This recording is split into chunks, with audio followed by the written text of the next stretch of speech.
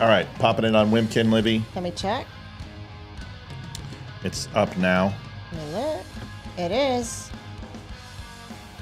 All right, shutting down Wimkin now. Welcome to the Don't Unfriend Me show, everybody. Good to have you. It's Friday. It's Red Friday. And we are all going to be off for the weekend soon, thank God. I need it. Need a break. Not going to lie. I think we all need a break. It's been a long 4 years, and it's about damn time that we have some time off. We got Leeroy in the house tonight. Good to see you, Leeroy. Thank you. It's good to see you. What's new with you, buddy? Oh, boy, do I have stuff to share. Folks, live on air, we're going to share the results from my latest colonoscopy. Yes. It's great. Do we have video? No. I do. I couldn't. I've got some. I've got some. Yeah, I took some last time. I didn't tell you. Does it look like the beginning of Disney's The Black Hole? Very similar, except somehow a little bit more disgusting and wide. So, the Yeti shirt is available, folks. I got a new video coming out with product to make it easier to see what we got. But the Yeti hoodie, long sleeve, and t-shirts are out. They are on the site. We have already sold quite a few. If you are interested, get on it now. DUM10, use code DUM10. Save a little bit of money on that and go make it happen. We'll be right back after this.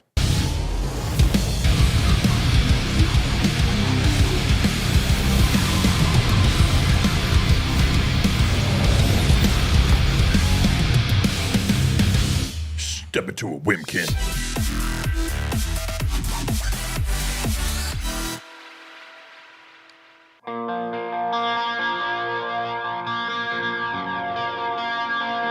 A little worried about Bobby Richardson. It's been 40 seconds and we haven't seen a donation. So I'm just making sure everything's okay in Bobby Richardson's world, wherever she may be. I'm teasing. You don't have to. Just say hi on the old notes. But it's just kind of a joke is that usually she's in Quick Draw McGraw. Yeah, she is. Know. She's really fast about that.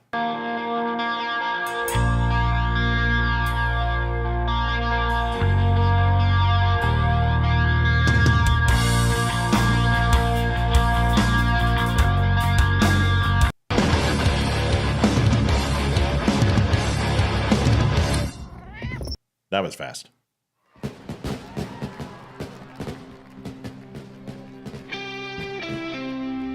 It's Red Friday, RED Friday, which stands for Remember Everyone Deployed. A movement designed to honor veterans and deployed U.S. troops by wearing a red shirt every Friday. As simple as that may be, Red Friday is a great way to back those who serve our country. Go to dumbshow.com and search for Red Friday to get your red on. What's up, everybody? It's Ryan Weaver. I am on the Don't Unfriend Me show, otherwise known as The Dumb Show, with host Matt Spear. You guys can find the show at The Dumb Show on social media or thedumbshow.com. I really miss Ryan Weaver. We got to get him on the show again. He's such a good dude. Yeah. Yes. Adjusting transmit output. This is the Don't Unfriend Me show with your hosts Matt, Leeroy, Amy, and Olivia. Geopolitics, military analysis, and election coverage. Coming to you live on all major social media channels at The Dumb Show. Honest, direct, unfiltered. We can agree, we can disagree. Just don't unfriend me. Welcome to the Don't Unfriend Me show. Of course, Bobby Richardson's in like Flynn 5 seconds after I say. So's Ashley. It's almost becoming a competition. Olivia's going to put those up. Olivia, you're looking like kind of like fulfilling my man dream, looking like a woman thing. Like you could look like a trucker, but hot. Yeah, I mean this whole looking like a trucker but good looking is. That's You know what I'm talking about. Someone comes out of the cab of the truck and it's a hot boy. Yeah. Yeah, hot chick, rubber ducky on the rubber ducky 10-4. And she comes out and you're like, is she a trucker? Is she a woman? Could she be both? I want to find out. Folks, I don't want to sleep with a tranny. I know it may have sounded like that, but I'm not. What's your 20? What's your hook, big doggy?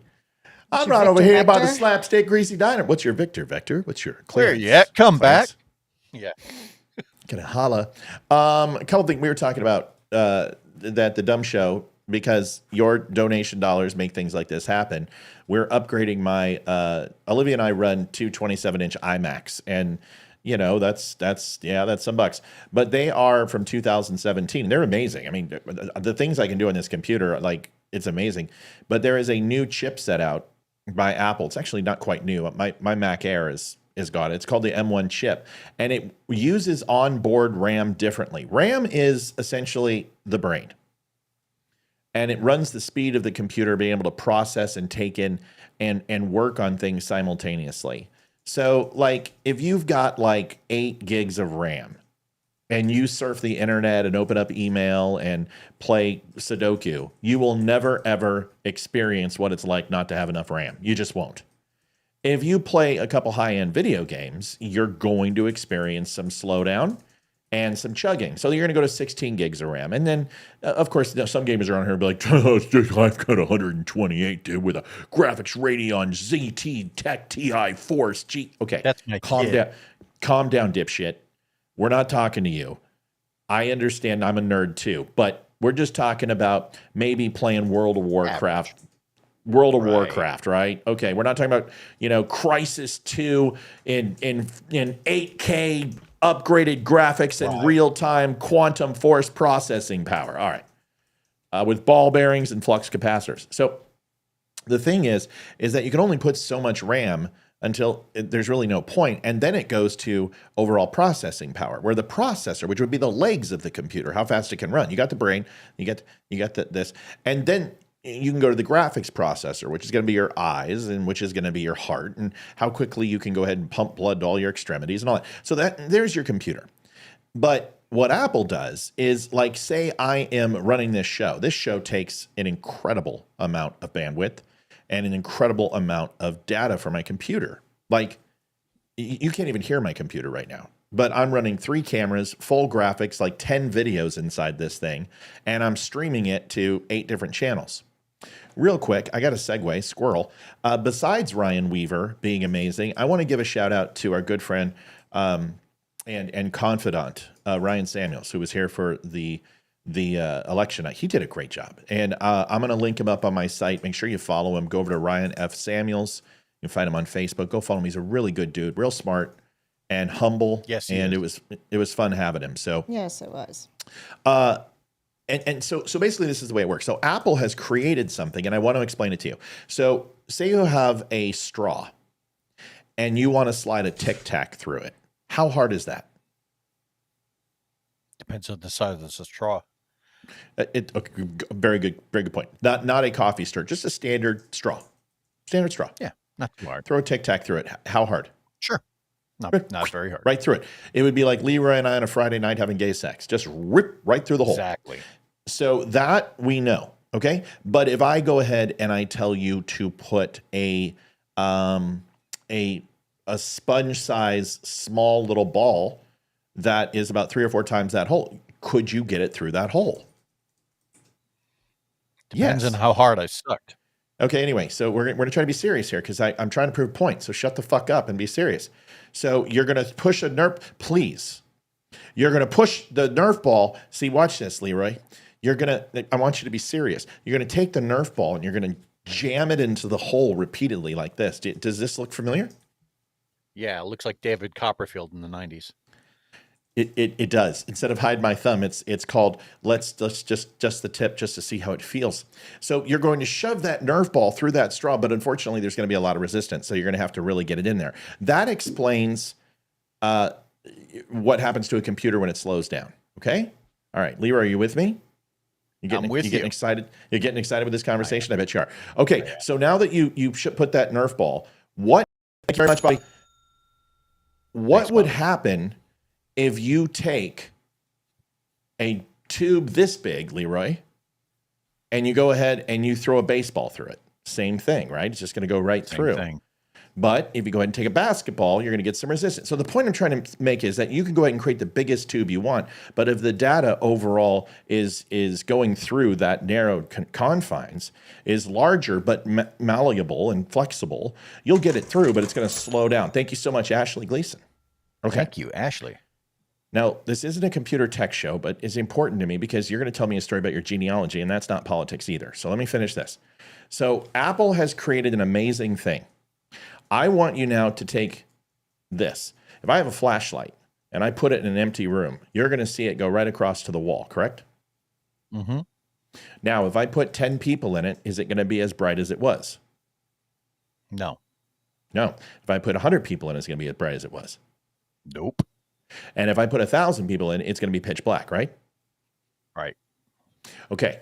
So that explains computers and how they overall work. The more things you ask them to do, the more light it takes, the darker it gets. And I just want you to consider light and dark being speed and an overall computer. Now, what Apple has done is if you walk outside, Leeroy, and you go in the sun, does it get darker? No, it gets brighter. And if you get 100 people, well, yeah, with your legs. If you put 100 people out there, does it get darker? If you put 10,000, if you put 10 million people, does it get darker? And the answer is no. In the path of the sunlight, you mean? Well, no, you just put them on the ground. Just set them out. Because the sun is above. And the sun equally distributes its energy, and the source never dissipates. It's not the way it works with a computer. So Apple has created the M1 RAM chip, which independently, no matter how much you use and how much you process, will give the same amount of RAM to every single program independently without taking away from the whole, so it never runs out of RAM. It is an unbelievable thing. And the reason why is because Apple's awesome. And I just wanted to tell you that. And does it help you? No. Did you gain any information? No. But it doesn't matter. Yes. I'm excited. I am that much more smart now. Yes. So what I'm trying to say is the M1 processor on Apple, the Silicon, is absolutely amazing. And I've bench tested this thing. This computer that I have in 2017 has 128 gigs of RAM. It's got like a 4-core processor. I think it's i9. It's an Intel computer. The one I'm about to get and overall is 7 times faster.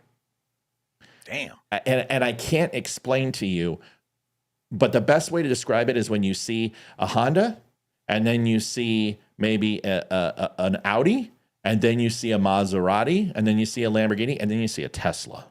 And the Tesla flatlines all of them. This is a Tesla of computers. I hope that helps. Okay, good. Everyone excited? All right, tell us about genealogy, please. Yeah. So, all right. A couple of weeks ago, I was surfing the internet, and there was a sale that was going on 23andMe, and it was instead of the normal like $100 or $120, it was half price. And so I thought to myself, yeah, sure, we'll go ahead. Why not? Because my dad was adopted. I never knew. Like, all I ever heard was stories about Was he black? Well, funny you say that, because now I know that I am at least a part of me is a person of color, right? Yeah, so as it turns out, there it is. I had to pull up the screen. Do you want to send it to me so I can give people a visual? It's not that big a deal. No, it's because it's got my name on it. I am 64.9 Northwestern European. Big shocker there. But one that was never introduced into my lineage was French. 39.7%, right? Yes. This is where it gets interesting. I see a lot of Eastern European. I see some Finnish, some Scandinavian. Here's one that I had no knowledge of. I am apparently 27.5%. You ready for this? Syrian and Lebanese. Well, there goes your fucking security clearance.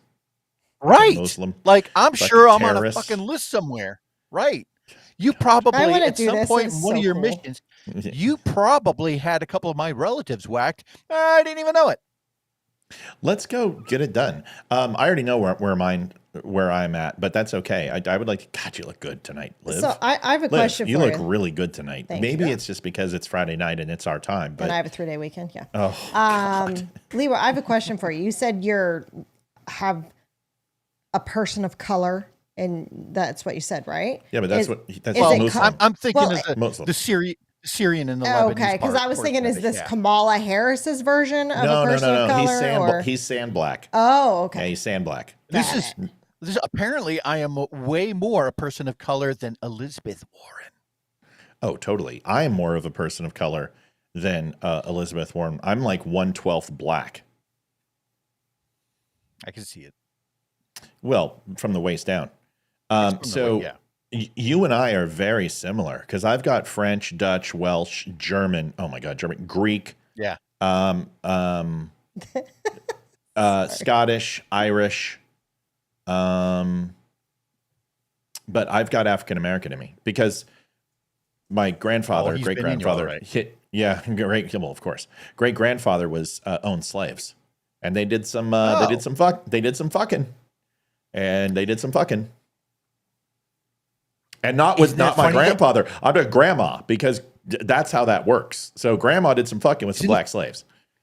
Isn't it funny how your mind starts trying to figure out, all right, like who boned who to get me to where I'm at today? You know what I mean? Oh yeah. I mean, but between the Nazis and the slave owners and the Indian killers, I mean, I'm holy shit, dude. Like there's another. Yeah, go ahead. There's another one that was Comments right I am now. 0.3%, so not a lot. This is like Pocahontas level, genealogy. But I had never heard of this one. Ashkenazi. Ashkenazi Jewish. Ashkenazi Jewish. Yeah. Yeah, you're Jewish. Ashkenazi. That's And I was like, see, all right. yeah, you got some Jew in you. So that's where your stifling love for being a penny pincher comes from, or a lawyer. When you get out of the military, it's like I become a celebrity lawyer. I should own an apartment building somewhere. Yeah.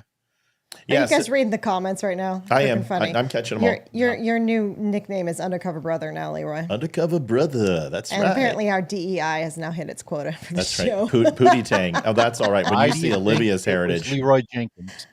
I'm curious to see what my heritage. my hood I name. know it's Hispanic, but on my mom's side, apparently we're related to some like What? Viking of some sort, some famous Viking that I have no idea. Do you guys want to hear some fucked up stuff?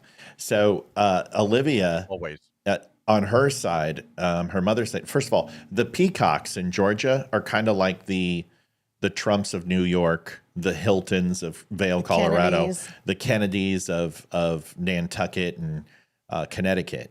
So the Peacocks are extremely loaded, like big time. And my grandfather married a peacock, and she passed away, but it kind of brought us into the family. And when my grandfather died, he had like 11 homes, and they Is were that Richard's mom? Richard's dad. Richard's mom was Elizabeth. Richard's dad was Kurt. And And Elizabeth was the peacock? yes, Okay. Got it. yeah. Got it. Okay. So the Peacocks, like I said, were very rich. Now, he by himself was also extremely rich because he was a aeronautics designer and engineer. So he worked for Skunk Works. And this is where my clearance took like 2 minutes. Like my single scope background investigation came back in like 3 weeks. And you can ask Leeroy, that's impossible. There's no such thing. That normally takes about a year. It takes about a year. Yeah. But when you've got a family member who works for Skunk Works and, a father who did some things in the military, it's at least from an interim came back in 3 weeks. Now the entire investigation, this is how quickly SSBIs work. You can work in lieu of your SSBI. And that's the point. It's called an interim clearance and you get the same level. Right. So I had my interim in 3 weeks. Most people don't get it until at least a few months. They don't get it after boot camp. What's that? Liv, who's that? Who's at the door? That was Jackie's mom dropping off her stuff. Oh, okay. That's fine. I just don't know I who the door figured is. it was INS. Well, that's what. Well, they probably heard that. that you were a Muslim freaking, Anyway, Right. So whole point. Where was I? Completely lost my train of thought because that freaked me out. What was I talking about? Oh, my grandfather. So he worked Lockheed and Martin, McDonnell Douglas, and worked at Martin Marietta. So he worked for Lockheed, McDonnell Douglas, and Martin Marietta in Georgia. That's where he met Grandma Elizabeth. He worked on the U-2 spy plane and the B-52 Stratofortress and the U-2. So he got to touch three of the most U-2 spy plane. Yes, U-2 Rattle and Hum. He was the guitarist. So he lived on a place called Where the Streets Have No Name. Desire. So he worked for Skunk Works. So the reason that I bring this up is because the peacocks are huge in Georgia. Another large family are the plums. And Olivia's plums, huh? Yeah, and right, it's kind of like the Hatfield and McCoys, but they don't really care and know each other. Not from Clue. So Olivia, her mother and I are talking, and her mother goes, "Oh my God, Grandma Plum, blah blah." And I'm like, "Wait, what? That's not a name you hear very often, Plum." And I'm like, "Right, the Plums from Georgia?" And she looks at me like, "Yeah." And I said, "I'm a peacock." And she goes, "You're kidding me." So Olivia's like, what's going on? And her mother and I start naming names and going back through lineage. And it's probably fairly possible that Olivia and I are like 12th cousins or some shit, which is fine by me because you got to keep it in the family. But so you married your cousin. Yep, that's all. Running cattle through the Vatican. Kinky. We're talking like 1100, 1200, long time ago. But it doesn't matter. So essentially, Olivia is my sister. We didn't tell you guys, but now you know. Well, that's why our kids are the way they are. Oh, that's with an elbow growing out of their forehead. All right, so appreciate you letting us do a little warm up here and get this going. Have fun, yes. So colonoscopy results are good, and your lineage is set. No, my colonoscopy says they found two things, right? But there was no evidence of cancer on the biopsies. So I'm like, oh, that's great. Now I don't have to eat so many grape nuts. Well, that's good. You know what I've heard is great for keeping a colon clean? Toothbrush. I'll have to try that. Like an oral bee, or would that be a? Yes, that would be an anal bee. Soft bristles. I actually heard that in the movie. I think it was Point Break. No. What movie was it? It's where the dick boss. No. Hold on. I got to help me because you know the movie. So the movie was the boss. He's the guy who always yells. He was the head lead captain in Point Break. And you'll know him. He was on Scrubs, and he is just a loud mouth guy. Yes. Anyway, okay, you know what I'm talking about. So anyway, there's an intensity. Yeah. And there's a two-way mirror, and he's the captain, and he goes and he leaves the room. And he always brushes his teeth because he's got an oral fixation. And whoever is in this movie, it's not Jim Carrey, but he leans over and he puts the toothbrush, and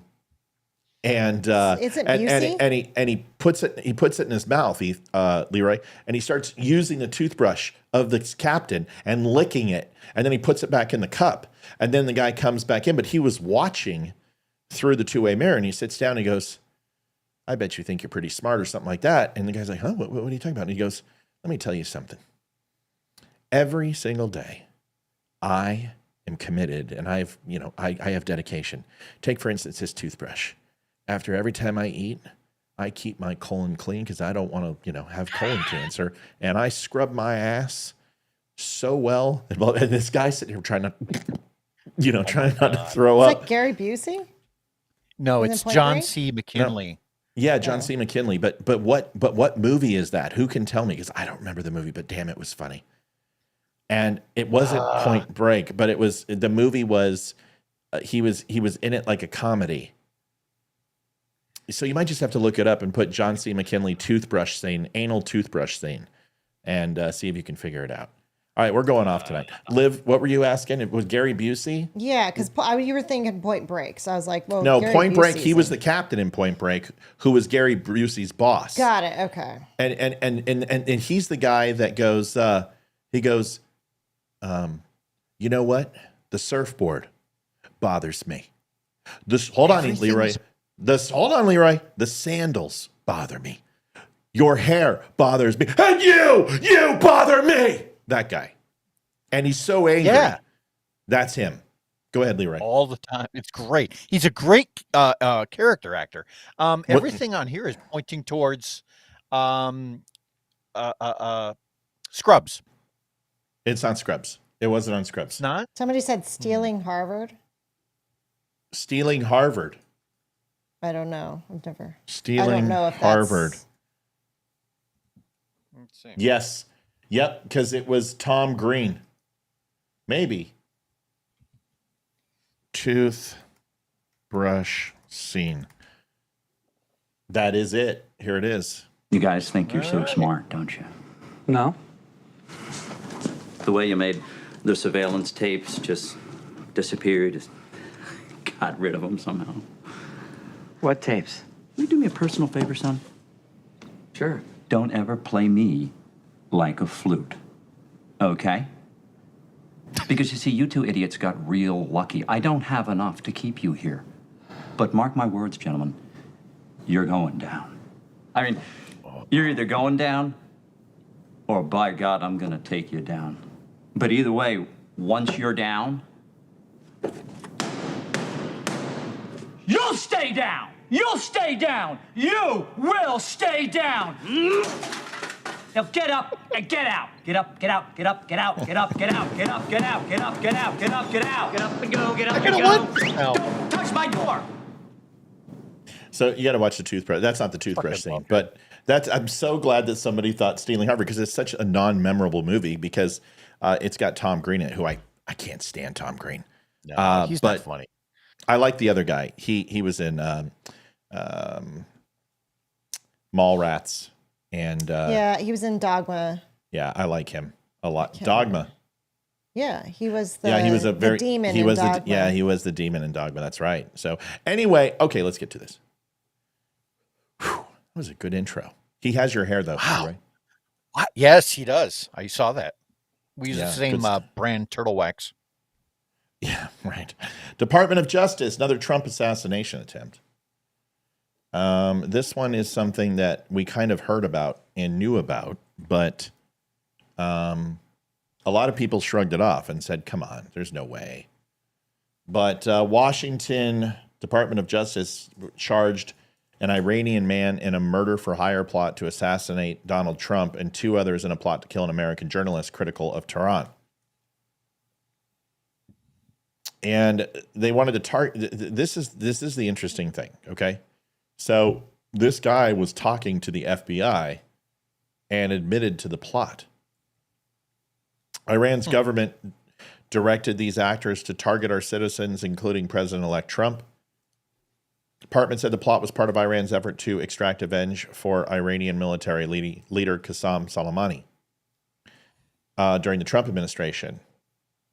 The three who were charged are Farhad Shakari of Iran, Carlisle Riviera of Brooklyn, and Jonathan Lodeholt of Staten Island. Three names that you just don't expect to be together. God, what is going on in New York? Right, that's what I'm saying.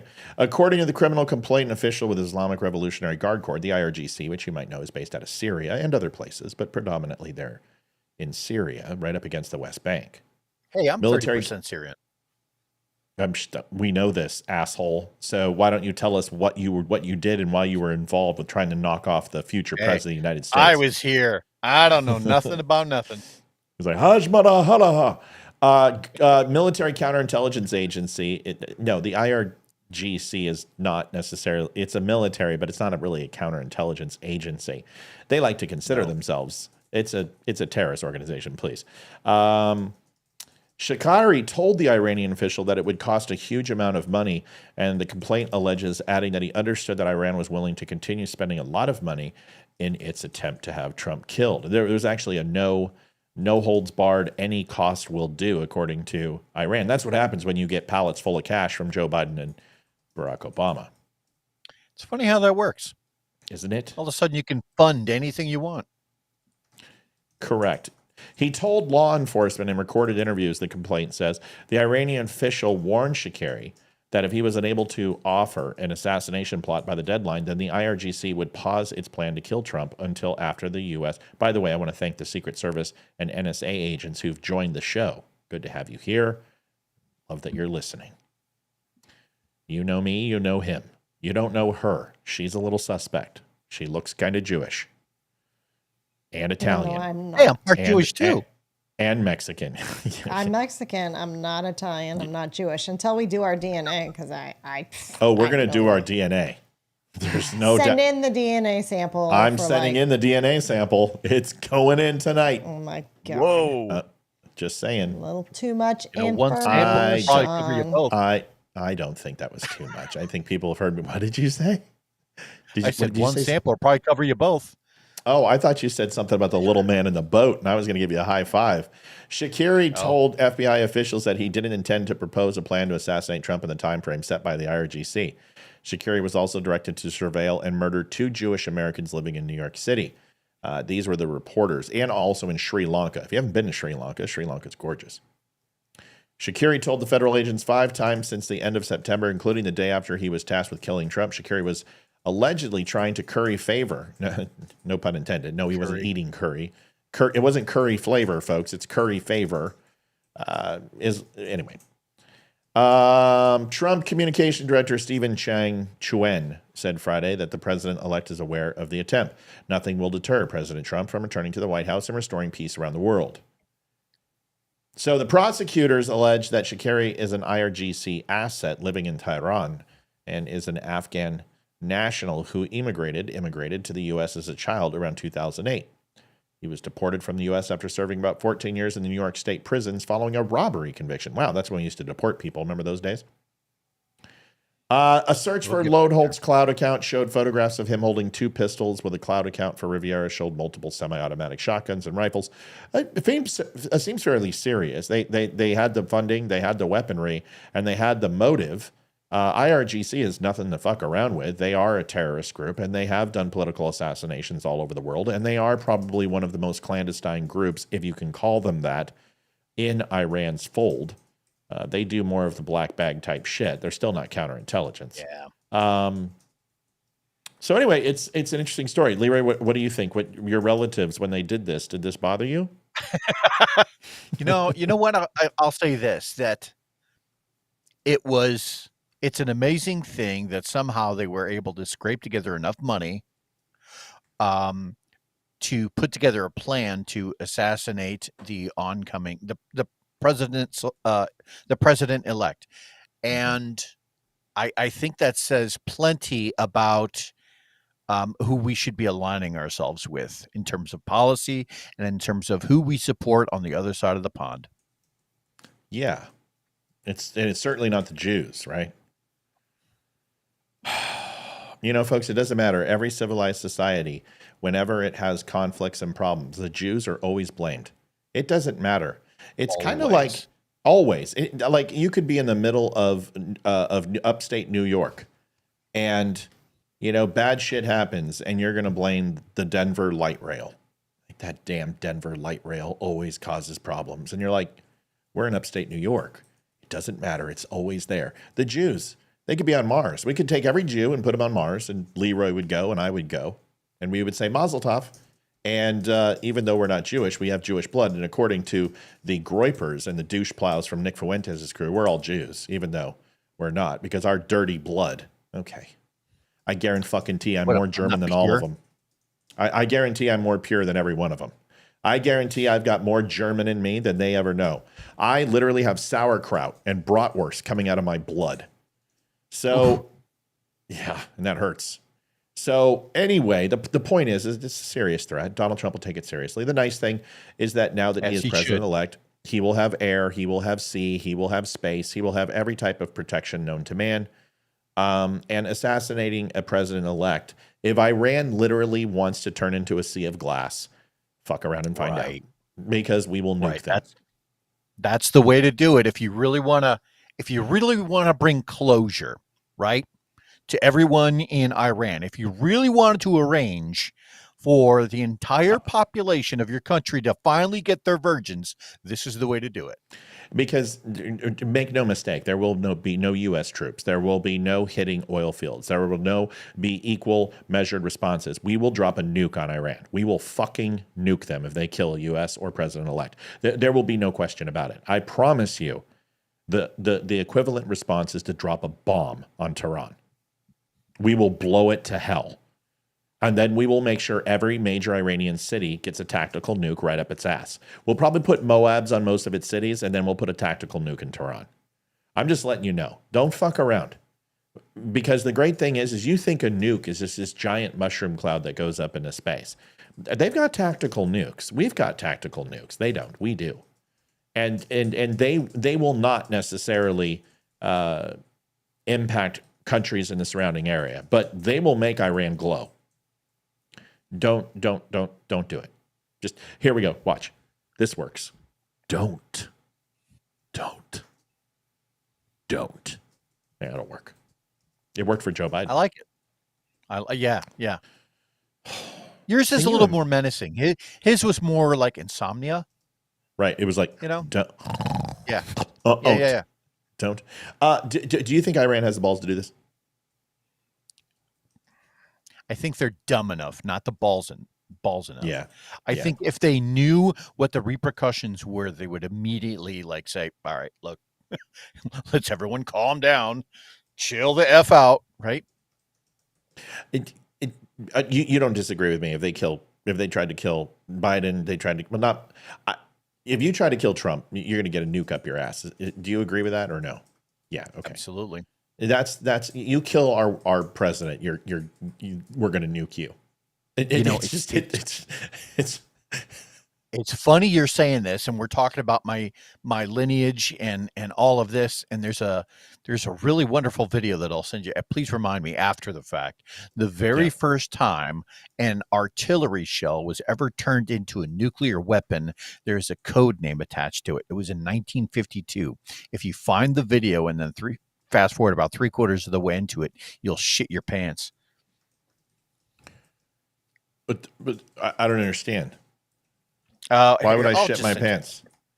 No. Just tell me. Why can't you just tell me? I don't want to say it here. Oh, That's okay.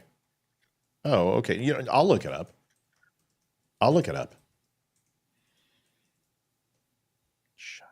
Oh, I know why. Oh, I get it. No, I get it. No, you don't need to show me. I get it. No, my brain just kicked in. I get it. Talking about last names. Right. Yeah. I get it. I get it. Okay, I got it. See, it just took me a second, dude. I was sitting here scouring my brain. Okay. It's all in there. It just sometimes takes a little bit to get to. Olivia, have I told you how hot you are in your hat tonight? No. Okay, well, you look hot. White Dudes for Kamala, folks, from Austin City Council. To me. Some things just don't need to be said, dude. Some things are just like, water's wet, sky is blue, grass is green. Don't answer a pager if you're Iranian.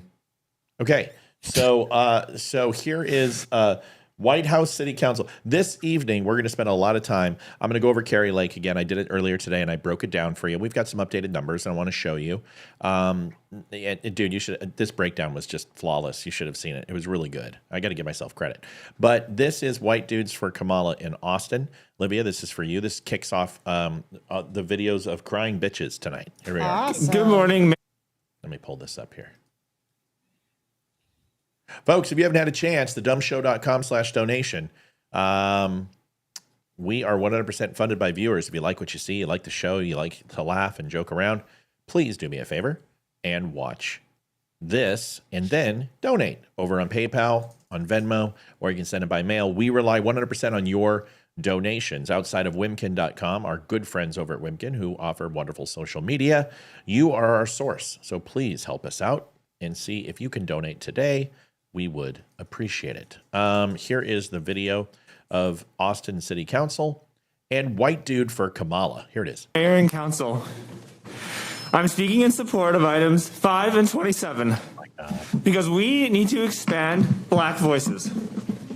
The voices of our African American brothers and sisters needs to be heard. Let's talk about you, Leeroy. Yeah. Is he trying not to Stand up cry, for or me, does he have brother. a stick up his ass? I don't know, but He's trying. He's got good pecs. He's got decent tries, and he works out. Good for him.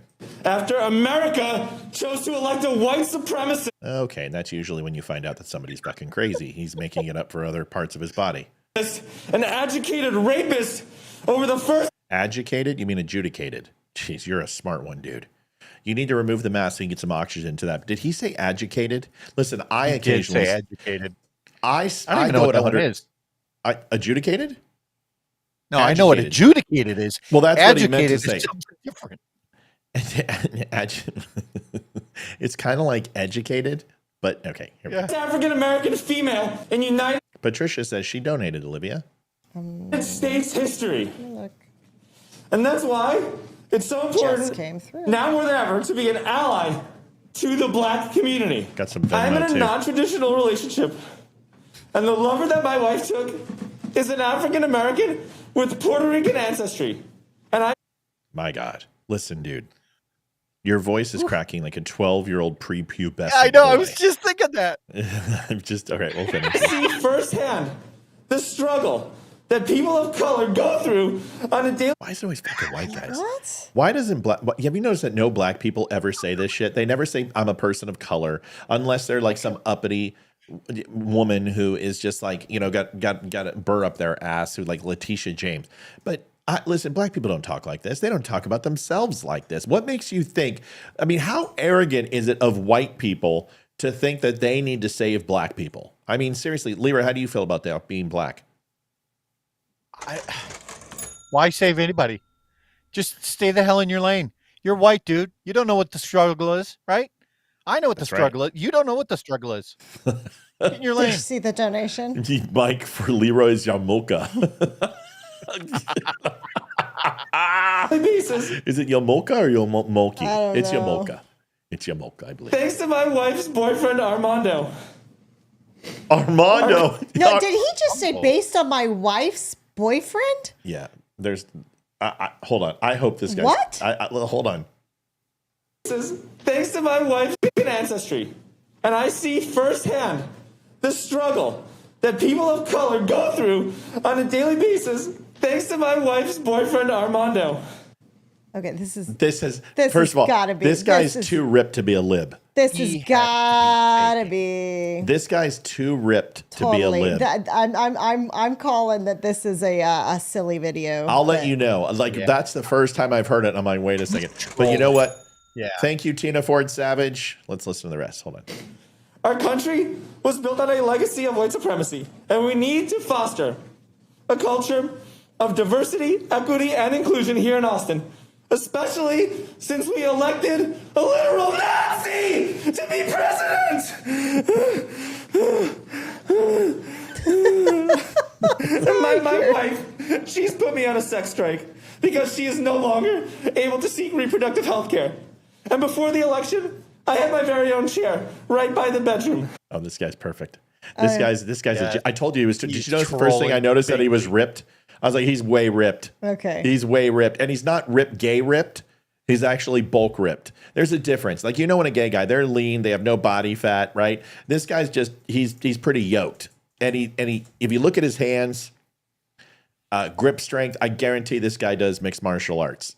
I'm just telling you right now, you can assess. Thank you, Jevub the Keister. Keister. What the fuck is that? It's nicknames that just. And now, Jewish I have thing, to you watch- racist prick. I know. What do you guys? What's wrong with you guys? Anti-Semitic dicks. God, just because Leroy and I are Jewish, black Jews, doesn't mean you need to make fun of us. My wife and Armando make love from the closet. And it's so lonely in there. This is great. A lot of people are saying he's a performer. So Yeah. please. I haven't watched it, so I didn't know. But Oh my I picked up on God. it. It's pretty damn good. For the love of science, for the love of healthcare, pass item 27 because abortion is healthcare, and I am an ally to women. clapping for? Go take a knee. You're really going to clap at that? Hell yeah. Oh my gosh, that's freaking funny. That That is was gorgeous. amazing. That was Sign him. awesome. That guy's my hero. Oh. He looks like Mark Zuckerberg, but I like him. That's freaking funny. Yeah, it was pretty good. That's what I wanted to do with us going to like an abortion clinic. Yeah. You know, after they told me no. After they told you couldn't. Here's another one that I got from this person. It's pretty pathetic. Listen to this. She's cute. Okay, y'all. I am so upset right now. I haven't eaten anything in 2 days. I haven't slept in 2 days. I'm just so upset about the election results. I don't know what to do. As a non-binary, gluten-intolerant, vegan woman who goes by Xi and Zher, by the way. Thank you for what am I going to do? I've lost my right to not eat meat and dairy? I'm going to be forced to eat meat and dairy, probably cats and dogs. I just can't handle it. I'm just so upset. Yeah? Yeah. You're going to eat? Sure. Where are you going? McDonald's? Great. I'll take a Big Mac with extra cheese and a liter of cola. Awesome. Thanks. Liter. I'm so I love the Birkenstocks with socks. It was such a beautiful adage. I don't know what to do. And my grandmother, God rest her soul, how is she going to survive without her Social Security check? They're going to take that away from her. Oh, my dear grandmother, God rest her soul. Oh, just so worried sick about her. Oh, and you know the worst of all? That's cold. Get it freeze. There's more. My cat, Snowflake. I know that Snowflake is a Trump supporter because she's orange fur. Oh my It's God. so sad.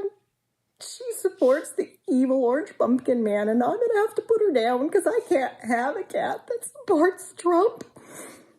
I don't know what I'm gonna do. I'm just so sick about this. Oh gosh. Oh, I don't know what to do. I just can't anymore. Holy shit. Olivia, people say, is that Olivia's sister? No, that's me. What the hell is she on? That's me. Sounds like You Olivia. know, actually, it could be my sister, but you know. Sounds like Olivia's voice. And it's me. Is that For Olivia? a hot What the second, you look like crazy cat lady, Olivia. A Yeah. vo- The whole point. Yeah. That was the whole point. What the fuck? Somebody people- says. People actually didn't know it was you. Some did. Did you literally shake up your hair before you made that video? Yes, I need to wash Did it you- so yeah. it's greasy. So I just let it go. These guys are making so much fun of all the lefties. Where do they get all the idiot pills they take? Oh yeah, no, we had a friend that emailed us just a list of videos of women freaking out, and I was at work, and the kids were taking a nap, and I looked at it, and I was like, I started thinking of stuff. I'm like, I'm gonna make my own video. Amy was supposed to make a video, but she woke up with a migraine, so it'll be coming. But yeah, Annie it was Putman like, I says, am. "Oh my God, she's a loony." I was like, I am so gonna make it. And I took parts of every video I saw and just kind of put it all together. My cat likes socialism. Yeah. Okay, so thank you, honey. Good video. Well You're done. very welcome. You need to liked it. post it, and I liked hopefully it goes viral. No, we'll do something. Here is a few minutes of if you think Olivia is off her rocker, these are not fake. These are actually real. And enjoy. All right, 4B movement starting. You know what we're gonna do? I've decided that cigarettes don't count today, and I honestly might go get a tattoo. If you don't know what the 4B movement is, Korean women had decided to stop having babies until they received equal rights. That is not a joke. That is not an exaggeration. They are not dating men. They are not marrying men. They are not having children with men. They're not even sleeping with men anymore. And it's called the 4B movement because the Korean words for those 4 things all start with the letter B. Today, I want to get into the expansion of the 4B movement into the 5B movement, the 6B movement, the Chinese iteration of the 6B, 4T, or 10BT movement, the 7B movement, the 8B movement, and the 8B, 4T movement. and I think all women should stop having sex for the next 4 years. I want the men in this country to know that I half agree. the female population, we're dry. For the next 4 years, I am going to abstain from schmex with men. I've literally broken up with a man because he voted for Trump. And you can too. All I have to say is good luck getting laid. I'm dry as a desert, baby, and I don't want it to change. You can stop dating men, stop having sex with men, stop talking to men. Here we go. Short hair we go. Here we go. Here we go. Here we go. Bye. We're cutting it off because you. That's why. You think I'm crazy? Me too. I'm crazy. Yeah. Oh, yeah.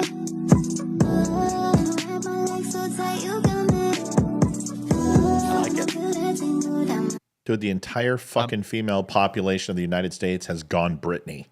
Okay, I'm can I say mildly something? In a second. Well, I mean, they are your species of bald. So, I mean, you know, game. I know, that's what I'm saying, dude. Leeroy did it before it was cool.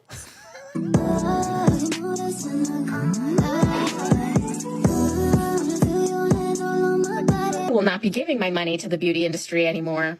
I will not be giving my money to anyone that helps support misogyny and the patriarchy and keeping women down. All day, every day, therapist, mother, maintenance, then a virgin, nurse, then a servant, just an appendage, lip to attendance, so that he never lifts a finger, 24/7, baby machine, so he can live out his...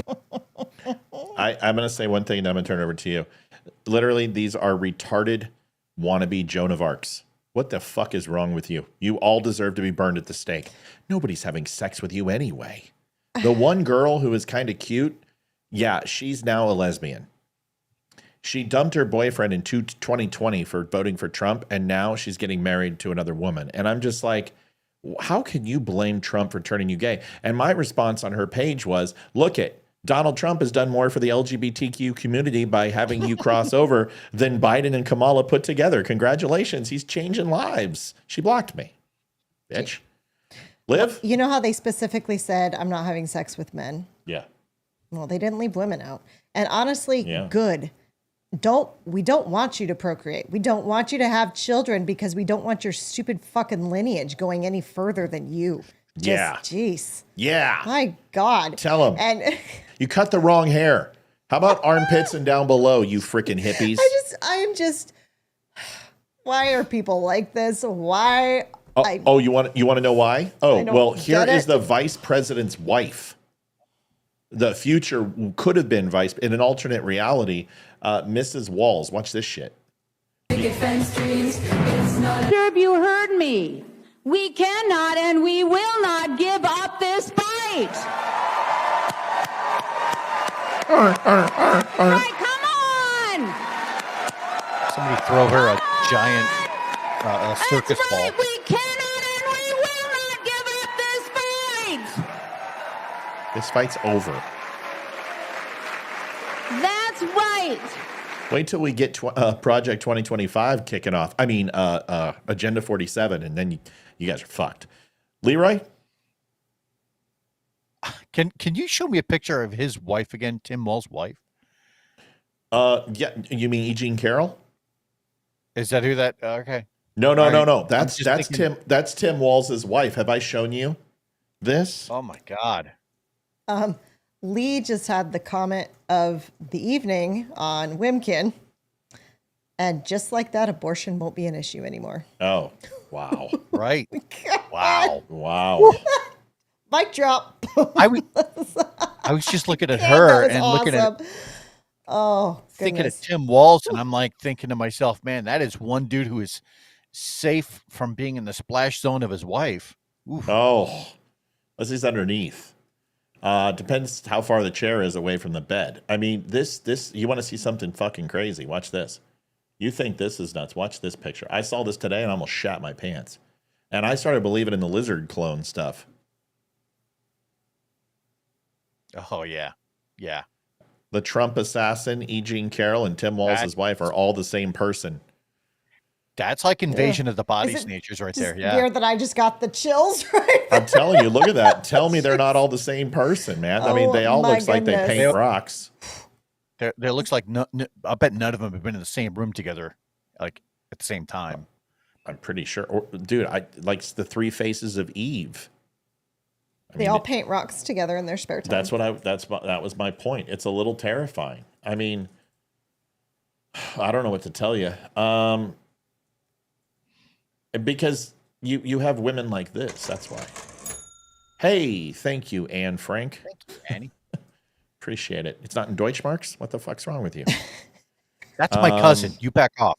That's right. That's right. Well, what's funny is that you are Eastern European, so she's your cousin, but you also told them where she was. Right. You did both. I totally you did both. snitched. I did. You totally Forgive me. You told a Syrian friend of yours when they were exchanging tanks in Tunisia with the Germans, they fucking found her. With your black heritage. You gave them a camel for a tank. I just replayed in all of a second that scene where Christoph Waltz goes into the Jewish family's house. Right. And right. You're hiding Jews here. It's so good. May I disagree? Yes, my cousin. I think I'd like to reframe the conversation. I think Bernie. Day 3 of The View, completely melting down. I'm not sure what she's wearing. It looks like somebody. Rag. It looks like somebody was at a Blood and Crips reunion, and they were whacking a piñata, and she made a fucking dress out of it. Sanders is wrong. I think the more relevant question actually is what is wrong with America? I think what is wrong with our country that the Republican Party would choose as a candidate and support a candidate who is an insurrectionist, who is an election denier, who is someone who is twice impeached, a 34-time convicted felon, someone who has been accused. God, they got this thing tattooed on their ass. Conduct by 26 Worms coming out of her ear. Found liable for sexual abuse. What is wrong with this country that they would choose a message of divisiveness, of xenophobia, of racism, of misogyny, over a message of inclusiveness, a message for the people, by the people, of the people. That's what the problem is. It's the Republican Party. But can I say something before we can do a second? The Democrats are the ones. They are the party that cares for the blue collar voter. The Democrats are the ones who put in Social Security, Medicare, Medicaid, union protection, ACA, unemployment insurance, and Obamacare. The Republican Party doesn't give a rat's patootie about clearly it. they didn't convince Come on. Can you believe the mouth on her? Rats patootie. What a fucking bitch. So all I can deduce is that it's the messaging. It didn't get through to people. They're not paying attention. That's all. Yeah, because the Democrats have always been for the working people. Exactly. And the Republicans don't.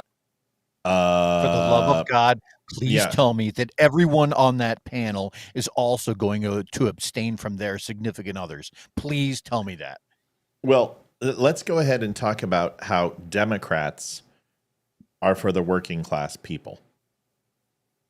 How do you feel? There was a time, but I agree that most of the workplace environment that we have in the world today, and at least in the United States today, is because of liberal policy. And liberals made it very important that when it came to race, when it came to religion, when it came to sex, that discrimination was frowned upon. But that isn't just liberals, dipshits. Nobody stood in your way of that. In fact, the only ones who stood in the way of that were liberals in the liberal states in the 13 southern states. In fact, without Republicans, they outvoted the Democrats in civil rights. And without the Republicans' vote, civil rights never would have passed. So to sit here and say that this is all liberal policy, thank you so much. Is it Lois? Lois. Lois, thank you. that you're the only ones. But the funny thing that you accredit this to, but you consider unemployment, you consider workman's comp, and those things are important. But what you don't look at as liberals is welfare. You don't look at food stamps. You don't look at WIC. You don't look at government subsidies for kids. You don't look at penalizing fatherless homes and non-incentivizing people to have children. So and you look at the inner cities, there are no jobs in the inner cities. There are no major companies. You've done nothing to rehab these cities. They're violent cesspools. They go to the worst schools imaginable, and they are essentially slave plantations. So when you say that you're the party for the working people, you most certainly are white people. You have become the party of the elite. True. Yeah, hold on. You have become the party of the elitists.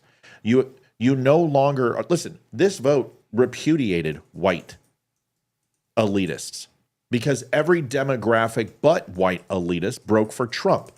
Latinos, Asians, blacks, women. You can look at Jews, you can look at Catholics. He increased in every single demographic. Everyone disagrees with what you're saying, that you are the party for the working people, because the unions wouldn't even endorse you. And that's from the labor unions. That's from the only union that really supported Biden was the teachers union. But you look at every other union and there was dissent amongst their voters. So you're not the party of the working man anymore. Republicans are, and we earned that this election. And you will continue to see Republicans take that demographic from you. So you can have the white uppity elitists and the corporate entities. Take them. We don't fucking want them. We'll take the red states. We'll take the Rust Belt. We'll take the automotive workers. We'll take the uneducated white trash, black trash, and brown trash that none of you want. And you guys will fix the inner city, because that's what we're going to have to do, because you're not going to do it. Go ahead, Leeroy. It's great that she was talking about how the Democrats protected the working man. And I would agree with her. And I would go so far as to agree with her that not only did they embrace the protection of the working man, specifically of the black man, they represented them, they protected them, they housed them, they gave them work. You know what I'm talking about. I'm talking about slavery. That's right. The Democrat Party for more than 100 years did everything they could to take care of the working man. So if you're going to try and claim only certain portions of history, you kind of have to claim it all, don't you, Joy? Just saying. It's just ridiculous to assume that because you've done something in the past, workers are saying, what have you done for me lately? And yes, you can make claims in the past, and I will give them that. Just like liberals used to be the party of civil rights and free speech, the ACLU, the NAACP, I give it to them. They did wonderful things. And then they started coming out with crazy talk. Liv, I'm going to hand it over to you in a second. But here's the thing. Democrats just I know there are a few liberals out there that watch this, and I want you to listen to me. You're so fucking brainwashed. I know you think it's us. But I just want to tell you, your argument is when I say to you, you're crazy because you think a man is a woman and a woman is a man. You believe this now. Everything you've been taught in science is now because politicians are telling you that that's not true. And your reaction to that isn't, you know what, it's crazy. You go, well, you believe about a man that's sitting up and floating in the clouds who loves you unequivocally but forces you to worship him. And I'm like, that's not what we're talking about. You have direct evidence that there is no such thing as a man being a woman. You know this scientifically. You know it based upon whether natural order, you look up theology, you can look up former doctrine. It doesn't matter. You have evidence of it on every plane. You have no evidence that God doesn't exist. We're not talking about that. It's like when people go ahead and you start talking about January 6th, and then everyone goes, well, what about BLM? Okay, so what you're saying is it's okay. January 6th and BLM are okay because both parties are attributed to it. there has to be a line of accountability without doing whataboutism and dismissing it. Right. You have alienated white workers. And in your process of alienate white workers, you promised brown and black workers something and you never delivered, and they have abandoned you. Listen to what I just said. You gave up on white workers. You gave up on the coal miners. You gave up on the police department. You've abandoned the teachers. You've abandoned the shop worker. You've abandoned the small businesses. And then you said you were doing that so you could give more to the minority communities, and you never did. Barack Obama did nothing for the minority communities. Joe Biden did nothing for the minority communities. So to sit here and say that you guys are the party for workers, yes, you used to be. You also, as Leeroy so eloquently put out, used to be the party of the Klan and Jim Crow and Japanese internment camps and Tuskegee and the Great Society and Manifest Destiny. So you used to be a lot of things. But you know what's funny? I will say this right now. You have more in common with the days of old during slavery and Jim Crow than you do with the liberal party from the 1970s, 80s, and 90s. I'll tell you that much.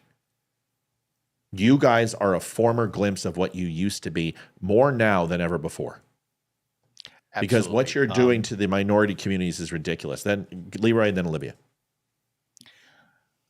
I've noticed two major trends in the last 10 years on the left side of the aisle in terms of actual political movement, real political movement. And that is kind of this revisionist history that is happening where it's like, it's almost like anti-history.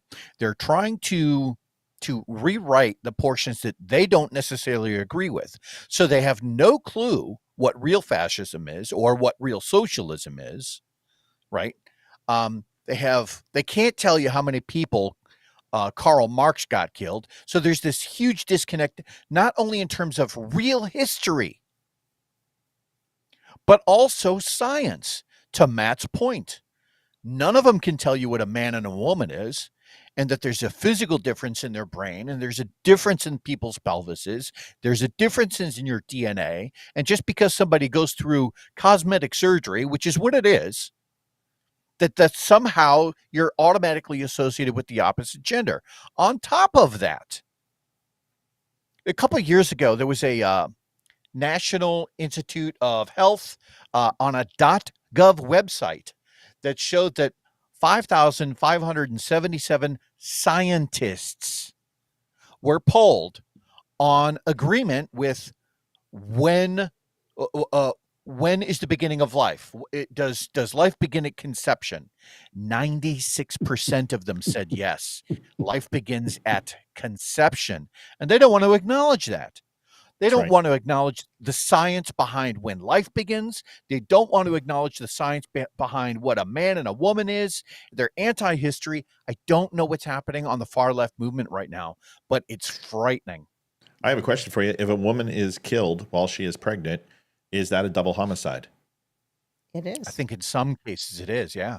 In all cases it is. Is it? Mm-hmm. Yeah.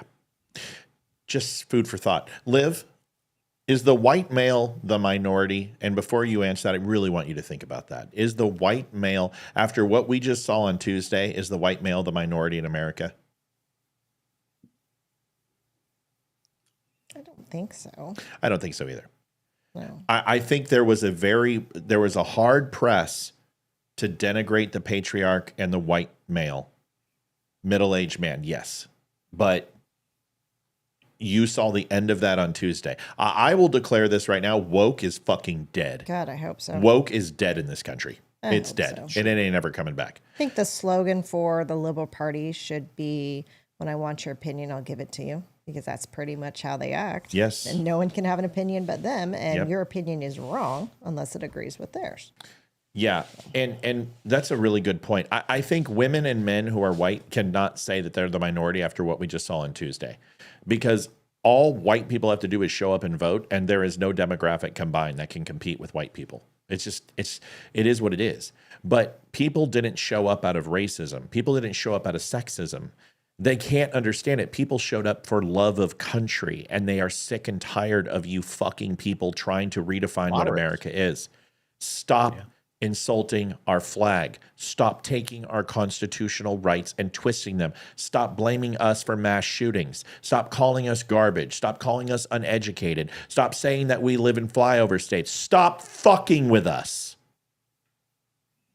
Because this is what happens. You'll never win another election again if you guys keep doing this shit. You have to stop. Here is a wonderful video that shows the hypocrisy that is super freaking good. This you're going to love. Leeroy, this is a good one. Watch this, guys. Donald Trump won, and I am very, very afraid that he might deport my mother-in-law. She entered illegally to the country, and she lives in Street 4, number 47, apartment D, New York. I am very, very concerned. That's right behind the green apartment. Yeah. I have nothing bad happened to her. The gate is always open. Street 4, number 47, apartment D. I like him. Oh, it's freaking funny. That's great. I am loving all these videos coming out, man. Oh my God. If you get deported, how my life would be. How my life would be. Why? That's awesome. It's so good. Oh man. I love it. On the last point, and somebody that you told me to start watching at some point, and I did, which was Nick Freitas. I was watching one of his videos, and this is kind of in tune with some of the stuff that we were just talking about. He had this libertarian quote, and it goes like this: "You become a libertarian because you just want to be left alone, and then one day you discover they're never going to leave you alone, and then you become something else." And I thought about that. Like, if somebody is always messing with you, always, and they will never stop, what do? How do you fight it? Violence. And I've said it before, violence is the only thing that stops violence. If someone wants to kill you with a gun, kind words don't work. Right. You know, someone breaks into your home and wants to kill you, rape you. Excuse me, will you please stop? You know what? That's a good point. I'm going to leave. It's violence, and your violence has to eclipse theirs. And there is a time for violence. There is a time for hatred. A lot of people go, well, I don't hate people. Well, I'll tell you what, to fight Muslim extremists, to fight terrorism, you have to hate. You have to want to kill them more than they want to kill you. That is just the way this works. And it takes men capable of hate to perform those duties. Yeah. And I'm sorry, not everyone's capable of hate. And that's fine. You can sit home and let people who know what they're doing and how to do it go and operate. But that doesn't mean they're hateful men. It means that their resiliency to survive and their dedication to country means that you have to meet the enemy head on, and you have to look evil in the eye and be evil yourself. It's a necessity sometimes. Go ahead, Leeroy. There is a biblical verse out there that speaks to there's a time for peace and a time to war and a time to kill. And it's, a lot of people will say that the Bible is more or less a kind of a pacifist kind of document. And I would disagree based off of that, because it's actually kind of enshrined in doctrine to say that there is a proper time for everything. And to Matt's point, when you are being threatened with death, that is the appropriate time to fight, to take those reciprocal actions, to make sure that that is a threat that is never a threat again. Yeah. There's a huge, listen, can I just chime one thing real quick? I'm sorry, Libby, because I want to get some of these videos and your reaction to them. And I'm sorry that we're doing this sometimes and we leave you out, and I don't want you to feel like you are. People keep saying to me, we have to heal. We have to come together. No, we don't. No, we don't. America unified is over. until we have to fight an opposing force, we're going to be fighting each other for a while. And I will say this right now. I'm not meeting you halfway. You can go fuck yourself. What you did to us for 4 years is absolutely morally reprehensible to treat another American that way. I don't want your fucking apology. I want you to come to me when you're ready to show some contrition. I don't want an apology. When you are finally fed up with the liberal lies and they fuck you over like they fucked over black people and Mexicans and women and people of color. When you are finally tired of it and you wake up white liberal women and white men, you're more than welcome to come here and listen and learn. Because I am sick and fucking tired of pretending that you are sane. You have got some serious fucking problems to call another human being a Nazi, to call another person trash and garbage. And yes, we called you libtard. And yes, we said fuck Joe Biden. And I don't agree with that either. Fuck Joe Biden, I care. Actually, that's hilarious. FJB was pretty innocuous. But the things you said were ridiculous. The things you did were ridiculous. The riots that you ignored in the summer of love, the way you used black people, the way that you pretended that somehow you understood what minorities were going through as Democrats shunned them and only came around during election time, and you watched them be murdered and throw in prison and shoot each other and kill each other. And you have the balls, an Illinois governor, to say, my people, I'll protect them from Donald Trump. You can come through me. You fat fuck. You got 100 dying every fucking weekend in your town, in your city, and you don't do a fucking thing, you fat piece of shit. I swear to God, if I ever saw that guy in person, I'd put my fist right through his fucking head. How dare you sit there and say that Trump is going to come hurt Illinoisians, whatever the fuck that means. Trump isn't going to hurt people in Chicago. Obama hurt people in Chicago. Biden, Clinton's policies with criminal acts and the way that they fucking did criminology and changed it towards the black people, the way they brought and smuggled in crack cocaine under the Reagan administration and Clinton administration to get these neighborhoods hooked, just like you went ahead and propagated eugenics on them. And you murdered their children and the smartest of them, and you killed them, and you put them into poverty so you could create voting farms. What you've done to black people, you fucking hypocrites, you make me sick.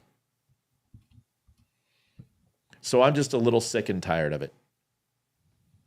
Peaceful transfer of power, that's what you think January 6th stopped the peaceful transfer of power? That shit was over in 2.5 hours, and we have been living with it around our necks ever since. You have been rioting and burning and taking advantage of African-American communities for 75 fucking years. And you get to lecture me because a bunch of dipshits went into a fucking Capitol on J6 and I had nothing to do with it, yet I got to wear that mark? As a man who has German lineage and Jewish lineage, I got to wear the Nazi trope? I got to wear the Ku Klux Klan because you guys believe in revisionist history? Me, the party of Lincoln, I've got to live that shit because you won't fucking admit it because you're teaching people lies because of what? Project 1619 or whatever the fuck it is. Mm-hmm.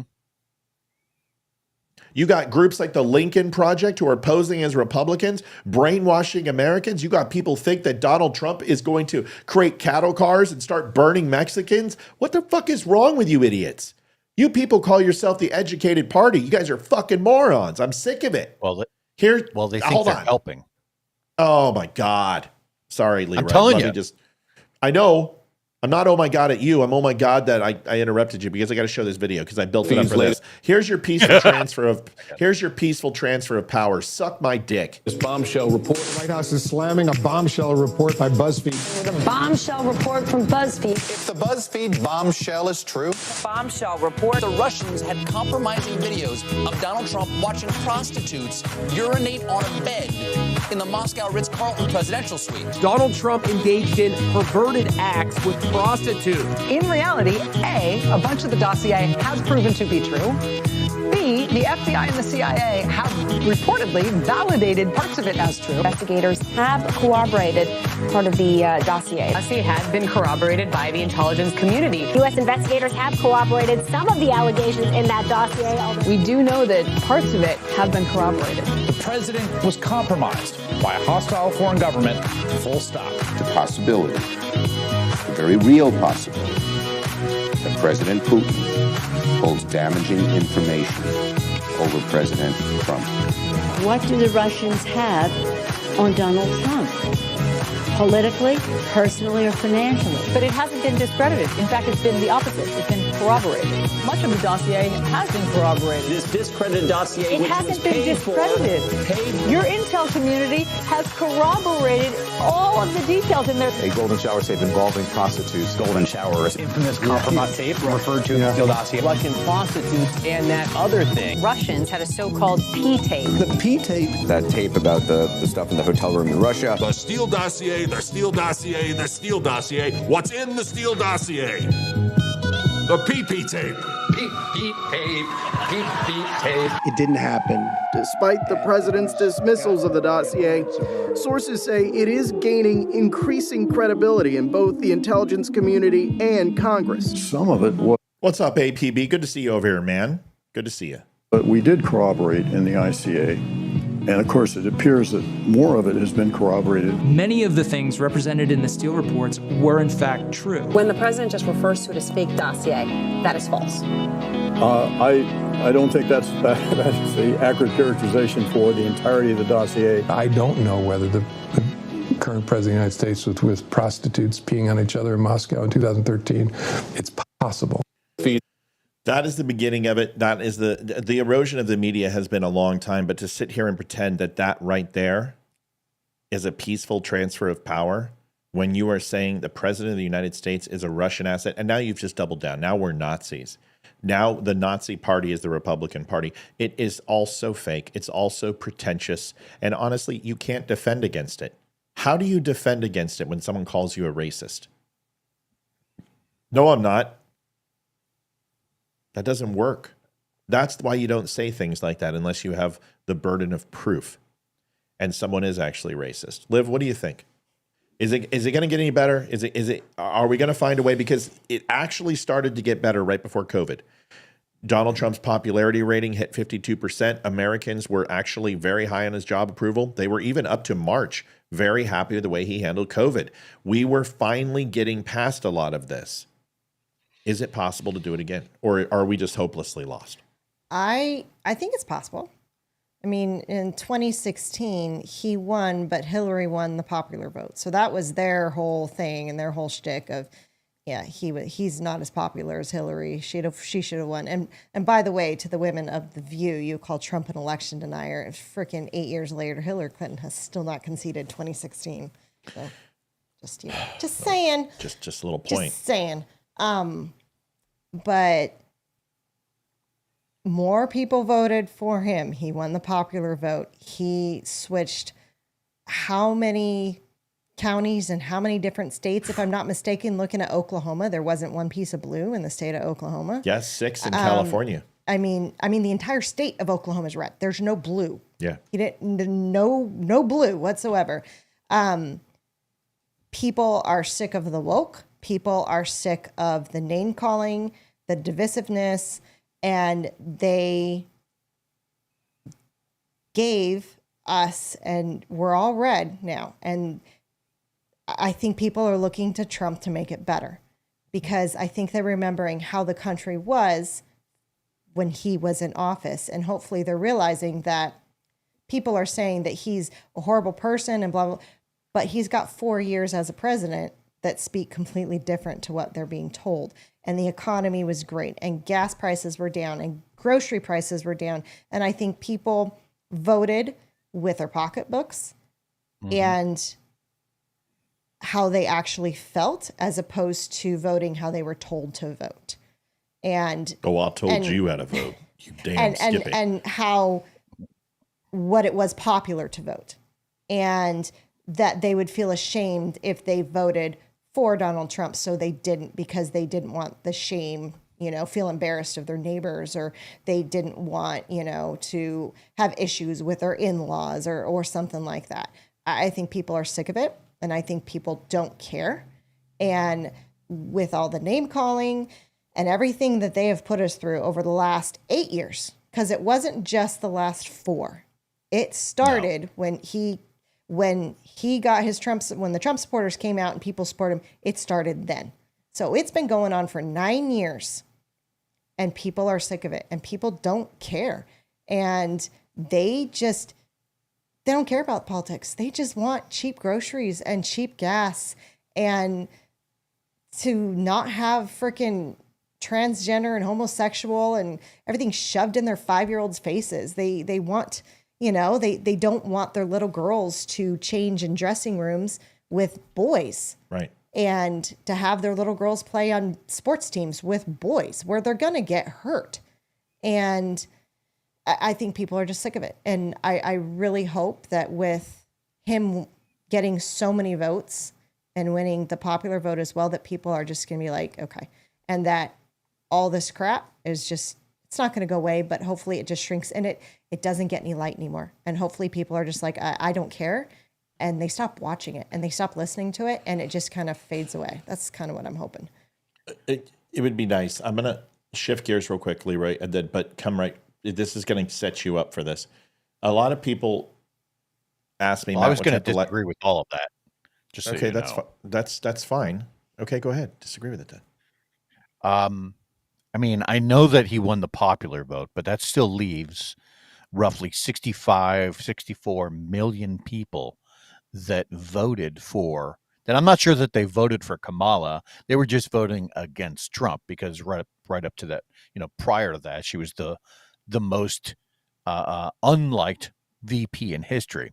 But think about everything, and I agree with portions of what you said. Here's what's going to happen though. We had 4 years of BLM, stolen classified documents, being called Nazis, P-tapes, rape, misogyny, COVID, right? We had 4 years of all of that. Now, let me ask you this. Will Trump's presidency, do you think that that's going to help mainstream media? Because, again, there's 65 million people out there who do not like him. And if they continue to run these types of headlines, I think you're going to see a resurgence of CNN, of MSNBC, of ABC. I think if so long as they continue to try and foment and throw those types of headlines out there, that roughly 65 million people are going to tune in and say, see, we told you.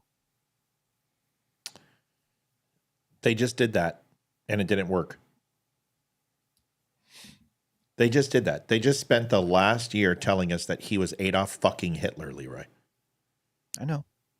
Well, but did you see the switch that took place? I mean, we talk about the home and home, the 4-point game. Not only did he have to overcome 7.9 million votes between Biden and him in his popular vote in 2020, he's going to add probably 2.5 to 3 million vote lead in the popular vote. That's a 12, 13 million point swing. That's not even including the 3 million people that left the GOP and didn't declare themselves anything or went to the GOP. The way that this was the most complete presidential election ever in U.S. history as far as demographics. You know what got Reagan? It was white people, white women, educated, and Latinos. That's what won it for Reagan, and he fucking swept the entire country. Black people weren't too fond of him. Lesbian and gays didn't like him too much. Democrats had that. The working class, the unions didn't necessarily vote for him. Take a look at Nixon. Very similar thing. White people and Latinos broke for him. This was one of the most complete elections in U.S. history. Every single major demographic he increased from the previous 2 elections. That is a massive, massive statement. I agree with you, but he has a mandate. And they're going to win the House. And that is, they are. So here's the thing. Remember, and I just want to make this point, and I'm not trying to make Olivia's point, but I just wanted to say that when we make the comment that there's 65 million people out there who need to be represented, the people who voted for him and America, the position of a Republican Party, which is down in the Electoral College immediately. Like the moment it wakes up in the morning, it's already behind. And the Republican Party has like almost 9% less voters than Democrats do. For that to happen, they knew he has the Supreme Court. They knew he was going to give him the Senate. They knew they were going to give him the House, and they knew they were going to give him the presidency. Yeah. To give Hitler that much power is a ridiculous thing, and nobody believed it. Nobody believed the criminal charges. They empathized with him. They treated him like Bill Clinton and Richard Nixon and Trump the 2 times he was impeached. I told you, don't impeach Biden. If you impeach Biden, you're handing him the election. That they gave it to Trump. The Democrats, by attacking him and legal lawfare, they fucking did this. This isn't people loving Trump. It's hating the fucking machine, and it made them feel small. It made them feel like the time that the IRS or CPS or a cop pulled them over and they were treated unfairly. It made them have one thing in common with Trump, is that he's a billionaire and they're fucking with him. What can they do to us? Liv, your thoughts on that? Your thoughts on Leeroy's comments? Sorry to interrupt you. No, you're fine. I think, Leeroy, to my point is I'm hoping that people will remember the 4 years Trump was in, remember the 4 years that Biden was in, and then see how their lives are going to change over the next 4 years with Trump in again, and realize that Trump was never the issue. It was never Trump. And hopefully they're going to wake up and realize that the mainstream media and all these famous people and these celebrities and crap have been feeding them a line of bullshit. And it's not real. And people are going to stop listening to that and stop being influenced by famous people and what they think, because famous people are not in touch with reality. When was the last time one of them stepped into a grocery store and bought groceries or filled up a car with gas? Never. Yeah. They've got drivers and nannies and freaking personal shoppers to do that shit. They know nothing about what the normal American goes through on a day-to-day basis. Like I took the kids to the park, and we have to drive by a gas station. And are you okay? Yes, I'm okay. I had to drive by a gas station, and I looked at the price.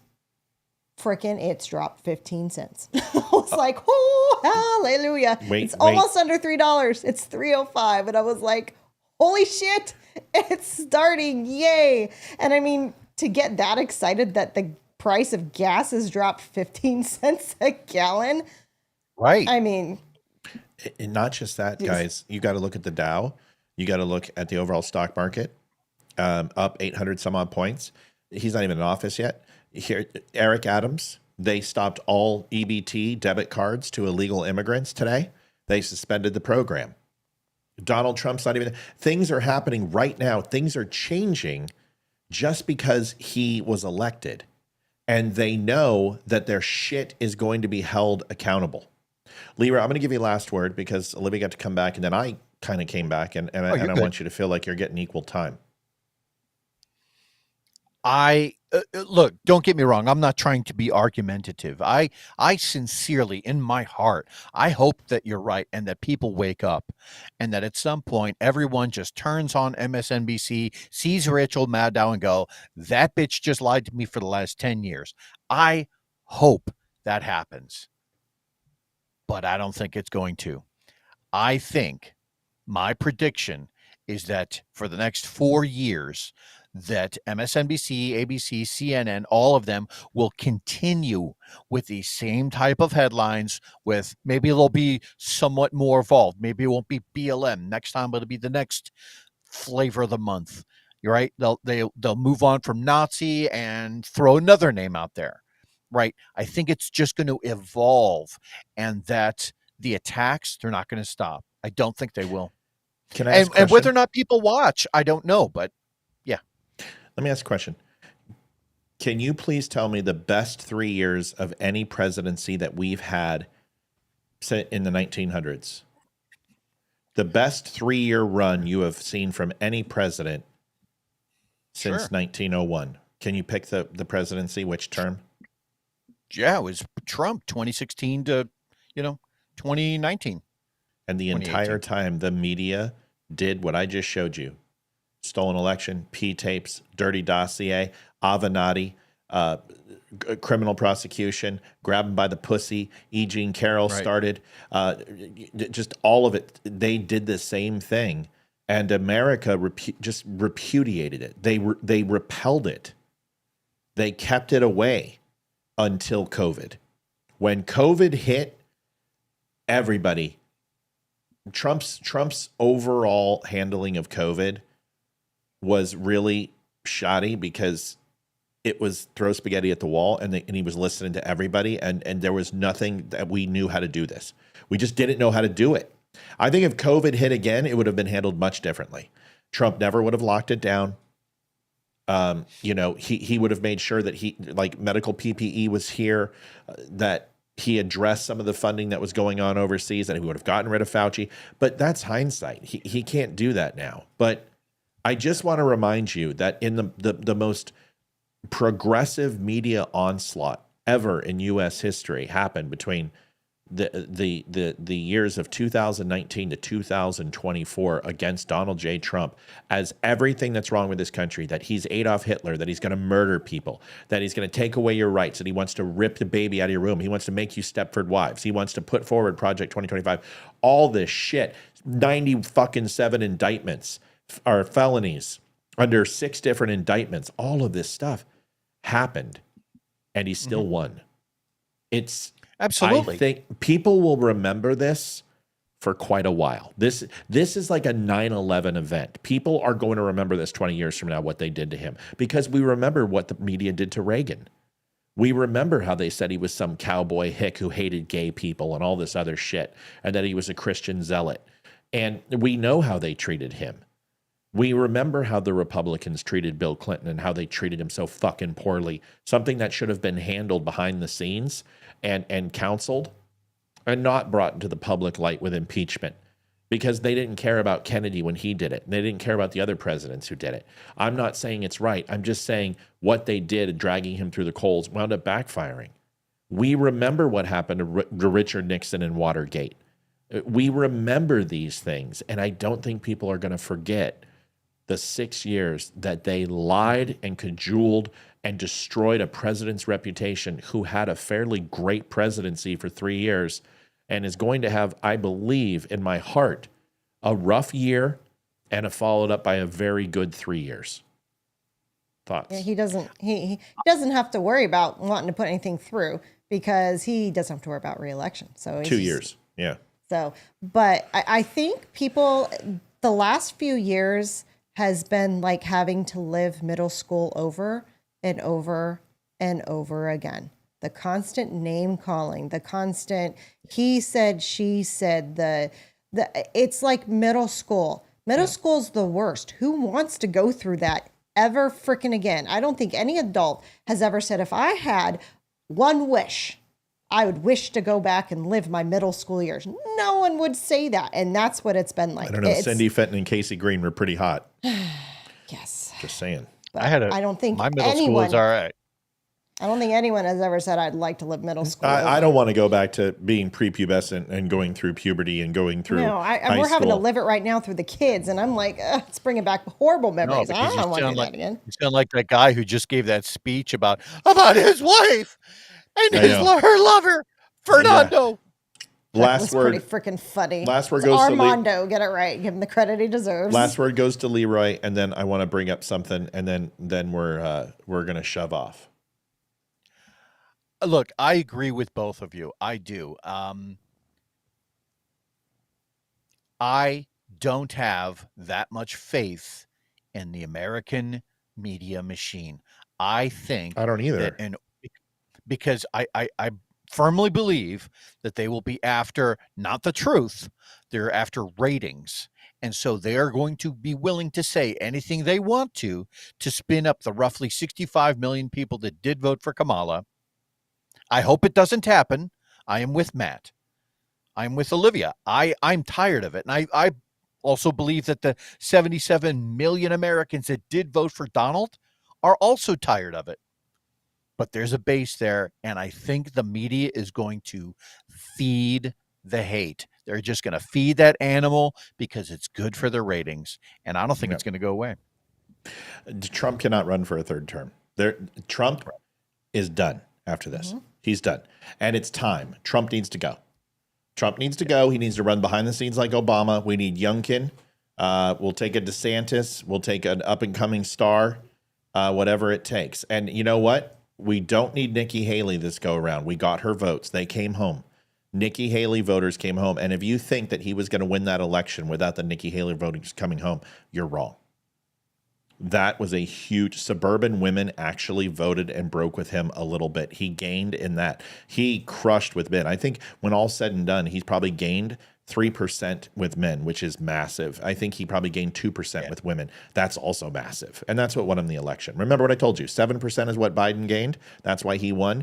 Donald Trump just did 6%, and she lost her. She didn't perform. If you go watch CNN and you watch them, they're on the map. And they're like, we're going to go back and look at 2020, and we're going to compare Kamala Harris to Biden and see where she's overperforming. In every single county across the United States, do you want to know how many places that she overperformed Biden? 0. I saw that. Not one. I really wish that these news and media could be sued for defamation of character, because that's what they did. Well, I'll tell you what, you can sue the media. It has to be something big enough, though. And that is why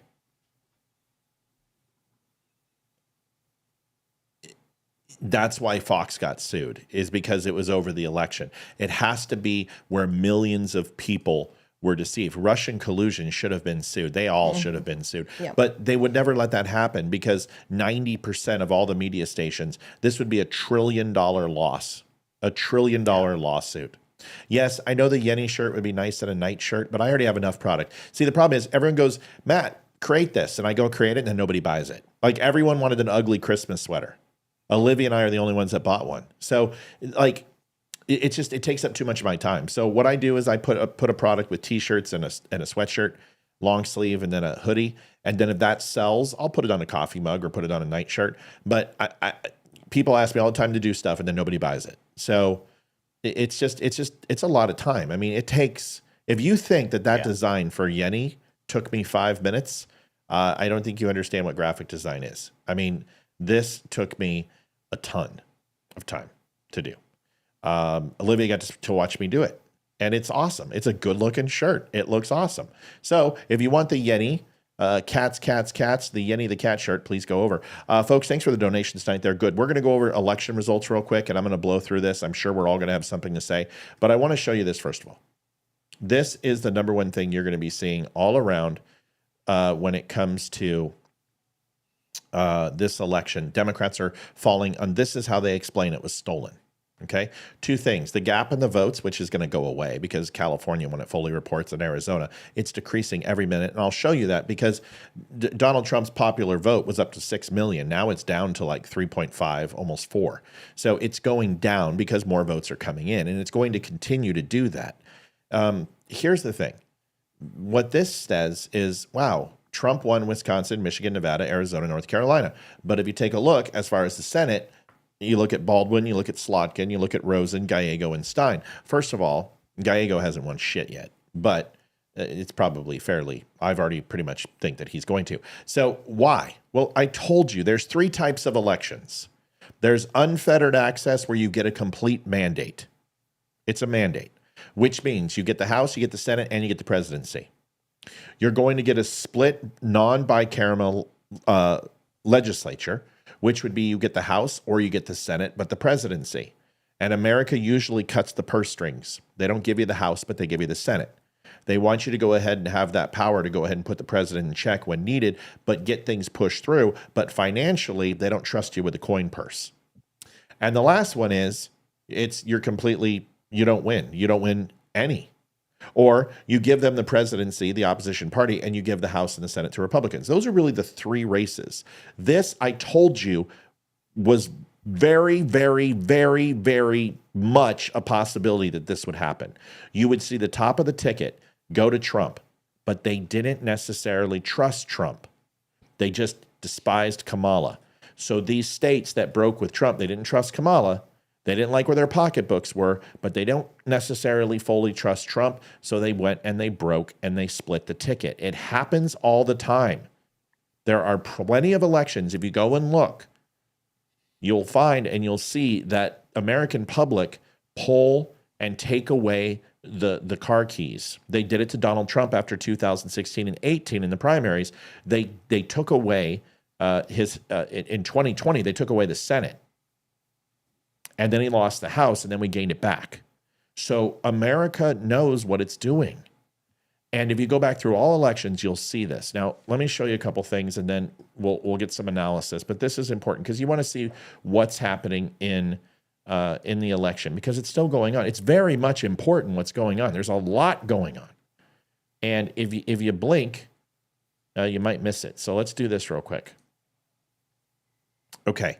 In the Electoral College, I want you to look at the difference in the votes. Right, I said 4 million. Well, now he's down to 4 million. See? She has 70 million. He has 74 million. So that popular vote. But when you look at California, only 72% are in. Well, there's 10 million votes right there. So there's another million and some odd votes sitting in California. 22% of 10 million is 2.2 million votes. 2.2 million votes are right here. Arizona's 82% in. It's got 1.6, 1.7. So you got 16% of that. So you're talking a good, 275, 300,000. But these other states are not 100% in. They're close.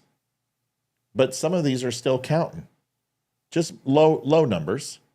1%, 2%. But there's a million votes sitting inside here. When you take a look at Nevada, 98% in. Once again, those 1% and 2% lower counts are going to bring in some votes. So you're going to see this change. Like I said, I predict that he's going to fall about 3.5 million in the popular vote. That's a good number. It's a solid number. So he's going to finish at 312. He most assuredly is going to win Arizona. Arizona is just, it's an absolute landslide for what Arizona was previously. And Nevada, he's looking really good. He's up 3.3%, and he's polling away. It's almost it. They should have called this. I don't know why they haven't called this. If I go into it, there are only 32,000 votes away, folks, and he's fucking 54,000 vote lead. This should be called, and he's a projected winner at this point. Did that just update? That just updated. But when you pulled up the map, his... was it red? It was. So they just called this. Yeah, and his votes. Okay, so they called this earlier this afternoon then. Okay, because when I was on in the morning, it wasn't, and I was wondering when it was going to be called. Okay, so fine. So he won Nevada. So Arizona is one they can't call yet. 16% of the vote out. If we click it and look at the overall votes remaining, 626,000 votes. And he is in the lead by 177,000 votes. It's getting pretty close, but you got to get this number down to the 300,000 mark before they're even going to call it. Okay. Right. Let's go to the Senate. Now, this is what I showed you earlier today. We're sitting at actually 53 seats in the Senate. I don't know why they only have it at 52. Pennsylvania, they're calling it too close to call. It's not too close. He's now up 0.6%. If he is not at a half a point, there won't be a recall. Very, very good chance there won't be a recall. He's got to get up to that 60,000 vote difference, and they'll let it sit. But he's gaining because he was at 0.5 today. So that should go into this column no matter what. Okay, so 53. Let's go to Kari Lake. We take a look at Kari Lake. Now, he's at 49.6. He's dropped a little bit, and she's increased. And I told you, she's only behind 34,000 votes. And once again, you're like, wait a second. But today I showed you, I collected all the counties based on the current trends, and he'll finish about 87,000 votes ahead of her right now. The reason why you're seeing this close, everyone's like, it's tightening, it's tightening. It is, but that's because these red counties are coming in faster than Maricopa and Pima County are coming in. And he is kicking the living shit out of her in Pima. And honestly, this is tightening, but that's a lot of votes. You've got 16% of the vote, 1.6 million here. 16% is 160,000. You have like 210,000 votes still remaining that are going to be coming in here. So yes, if this continues, 50.8 and 47.2 breaking for him, and it hasn't changed. She's got a 0.1% here or there. This looks like it's going to go to Gallegos. This is the same thing Leeroy will tell you that we saw in the primary when she ran for governor. And we saw this, is that it got to around 90%, and then the Democrat, Kristen Sinema, pulled away massively. Yeah. I think about 87, 88,000 votes is what I'm tracking where she loses this seat. And what's funny is I feel kind of vindicated because all of these that I told you went blue. Do you see? Previous states that were swing states, this will probably do the same. The swing states trust, but they don't trust that much. So I think Arizona went blue with Biden. They gave it to Trump, and they're putting a stopgap with the Senate, and they don't like Kari Lake very much. Okay? Going to Nevada real quick and looking at this. This race is too close to call, but it's ridiculous. It's 18. Votes. Yeah, 18,000 votes, but the percentage. Look at the percentage. He's not going to get a recall with that. So 1.3% is too much of a gap. 18,000 votes is a landslide. It just is, because there's no giant counties. This right here is what is really close. Washoe. But you go into these other counties, it's like 1,500. This is really, really close. It's a close race, and he ran a hell of a race, but it just doesn't look like he has the ability to turn this around. Let me show you one thing here. Exit polls: 43% of men broke with her, 52% with him, but women broke with her at 55%, only 41% with him. That's the gap. White people broke with him, and look at the black vote. Look at the Hispanic vote. These are two very important votes in Las Vegas, and Asians. So he really didn't gain in any demographic. The last thing about this one is, if we look at the results, is go down to the overall ballot info, and I don't think they have it in here yet of what's remaining. I want to show you one thing that might show some hope for Kari Lake real quick, and then I'll jump off of this and go into the state seats, and then we'll talk and be done. The one thing that I was peeping is looking at this. If you take a look at the entire votes, right? Mail-in ballot votes at 2.271 million and 508,000 for election day votes. Arizona did not show up. Republicans did not show up for her. And he took 42% and 55%. Now, if the remaining of those votes that are pending are their election day votes, that bodes well for her, but they're not, because election day votes are a lot easier to count than mail votes. This is what makes up the most of the votes, is the mail-ins. So when we look and we see that there are a pending 657,000 votes, it's safe to assume that 82% of those are going to be early votes, and only 18%. This is why it may look like good news for her, but it's not. It's not good news for her. She needed to see this number up in the 25-30% nationally, like Donald Trump did. It was about a 65% mail-in vote, and then about a 35 to 40% election day vote for Donald Trump, and that's why he won. They're not showing up for Kari Lake. Okay? So when people say, oh, Matt, it's stolen, you can't steal bodies. You can't steal people showing up. You scan your vote. Yeah, they can. Folks, they didn't steal Kari Lake's election. Kari Lake lost because she's a bad candidate, and I'm sorry to say that. And I know there's a lot of people on the network of Wimkin who don't agree with me, and that's fine, but I'm sorry. You still haven't even conceded the governor's race, and you should go do that stat quickly. House races to watch, 212 to 203. Looks like Republicans picked up a seat. Magic number is 5. Only to regain power is... Fox has it at 214. Oh, okay. So Fox has called a couple. Good. Where's Democrats? 200? Let me check. So, oh no, you're right. 212 to 200 is where they have them. Sorry. Okay, so they gave 3 seats here, and that's pretty safe. If we look at uncalleds, 1, 2, 3, 4, 5, 6, 7, 8. I would say this California race is over. It's a 10-point lead. I would say this Washington race is over. I would say this is close to being over. This is it's close. Alaska, it's probably going to go to GOP. This is over. This is not even close to being over. This is fairly close.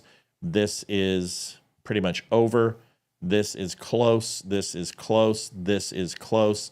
This is close. So right now I see 1, 2, 3, 4 seats that look like they're going to go pretty easily. And then you've got enough fights on your hands that are fairly close, leaning Republican. This one's a good one in Arizona. So's this one in California. So in my opinion, I would call that we will hit the 217. It looks like that to me. Just looking, not breaking into the counties. I did it earlier today, and I came to the same conclusion. So I think we get the House. And it's going to be a good lead. Liv. Just a couple of questions when you're done with this. Yeah, go ahead and give them to us. Somebody wants to see the California Democrat versus Republican votes for the state. They did not specify House, Senate, or presidency, though. They just want to see the overall vote? Yeah, I think so. So what you're looking at is about 58% of the vote is breaking for her.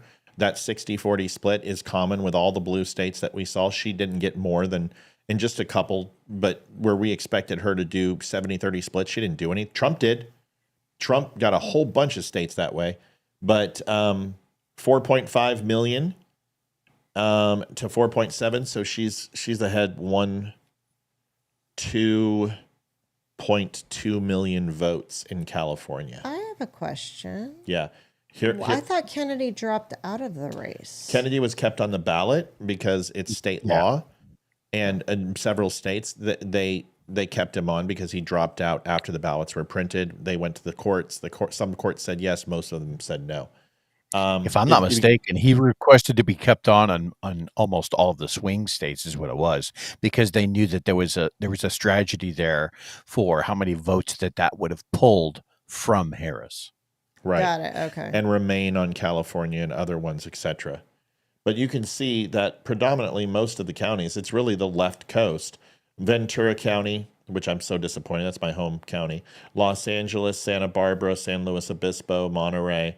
These are all Democratic strongholds. San Francisco, Sonoma, Mendocino, Humboldt, and then all the way down to San Diego and Imperial. But this San Fernando Valley down here and then up in Northern California, more eastern side, is very much Republican. I mean, these are some fairly large counties, but nothing compared to, San Diego or going into Monterey or Los Angeles County. Santa Barbara, Ventura's huge. Ventura is now at 4 million people. That's going to be a 5 million person county. So we have a lot of work to do in California to even get close. A lot of people are like, California was close. No, it wasn't. It wasn't even remotely close. It was a fucking blowout for Harris. But he did some very good things in there, and there are some seats that look like they're going to go our way. How much is left to count in California? California's at 72%. There's 4.5 million votes remaining. And remember, he's 4 million votes up. So he could still lose the popular vote, but that would require, 90% of the remaining votes to break with Harris. That ain't going to fucking happen. She is going to close it right now based upon this. She's running a 60-40 split. So 60% of this is...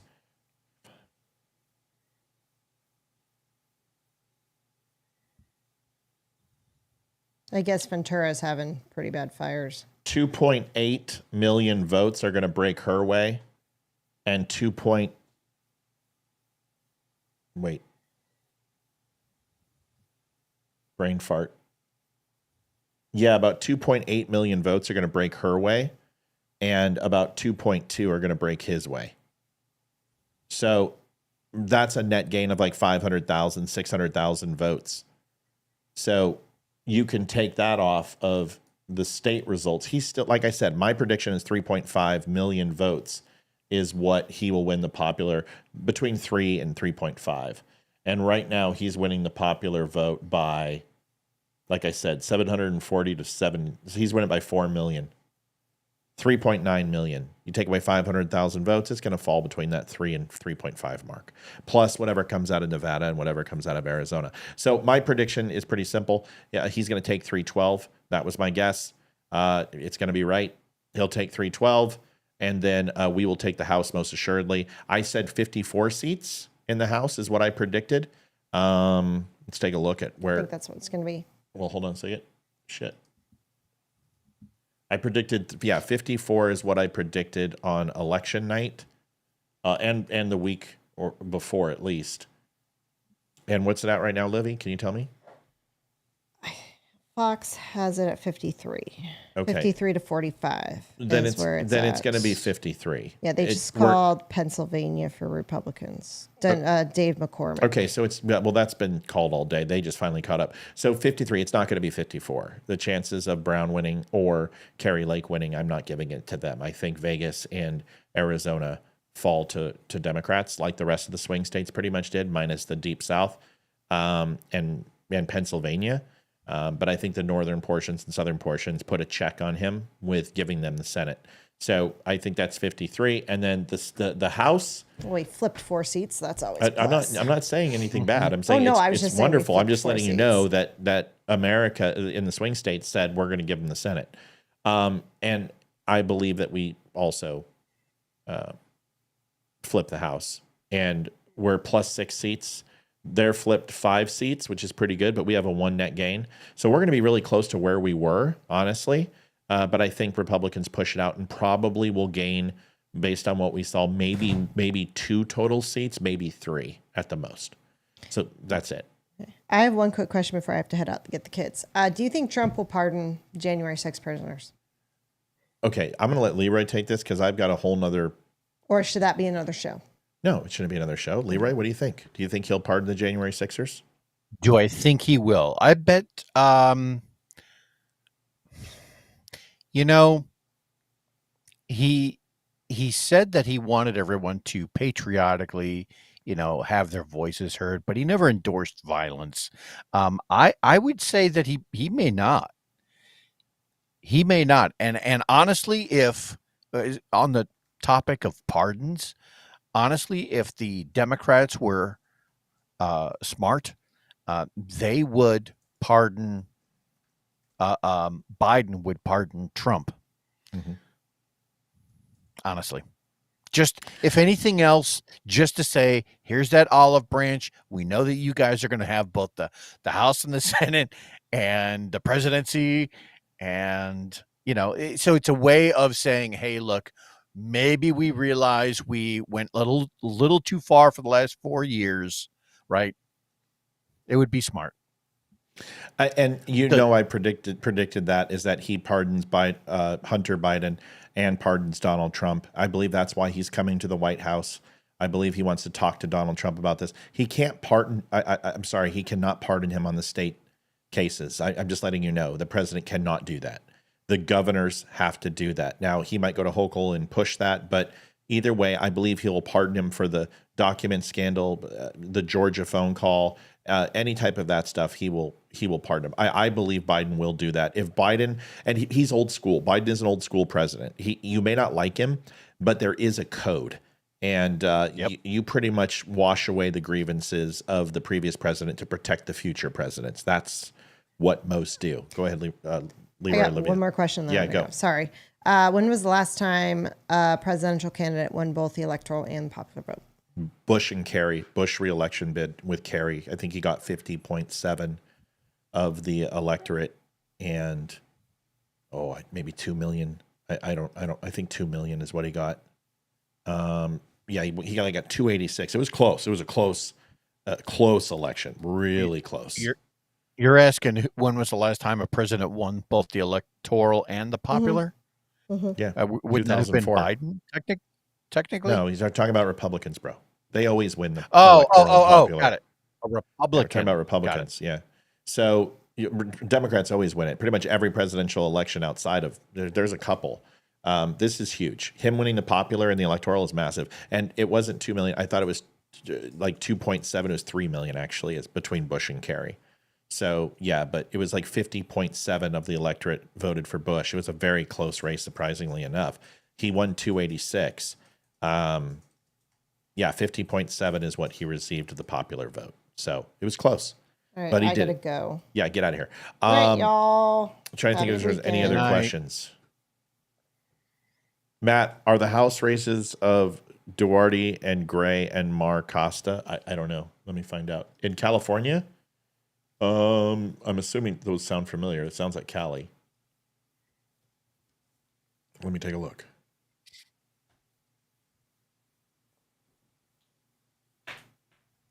Looking for the districts. Wow. Give me a kiss. Just flipping through my feeds. There is so Drive. much rage and people saying, Oh, hey, so much. We should probably check on Robert De Niro. Yeah. District 13, Duarte versus Gray. It looks 56% of the votes in. It's very tight. 51.4%, 48.6%. Duarte's the incumbent, and it looks like he'll hold at this point, if that is a current race. Is it a current race? Yes. And then you said, who was the other one? Gray and Mar.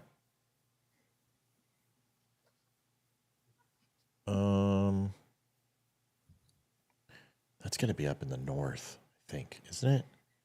Jeez, Sure. so many they have so many fucking house legislators.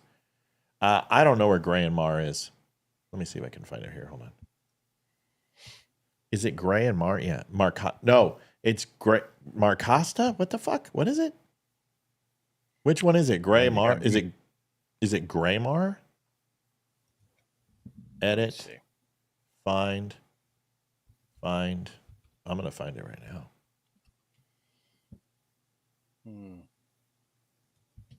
It's Gray. I got it.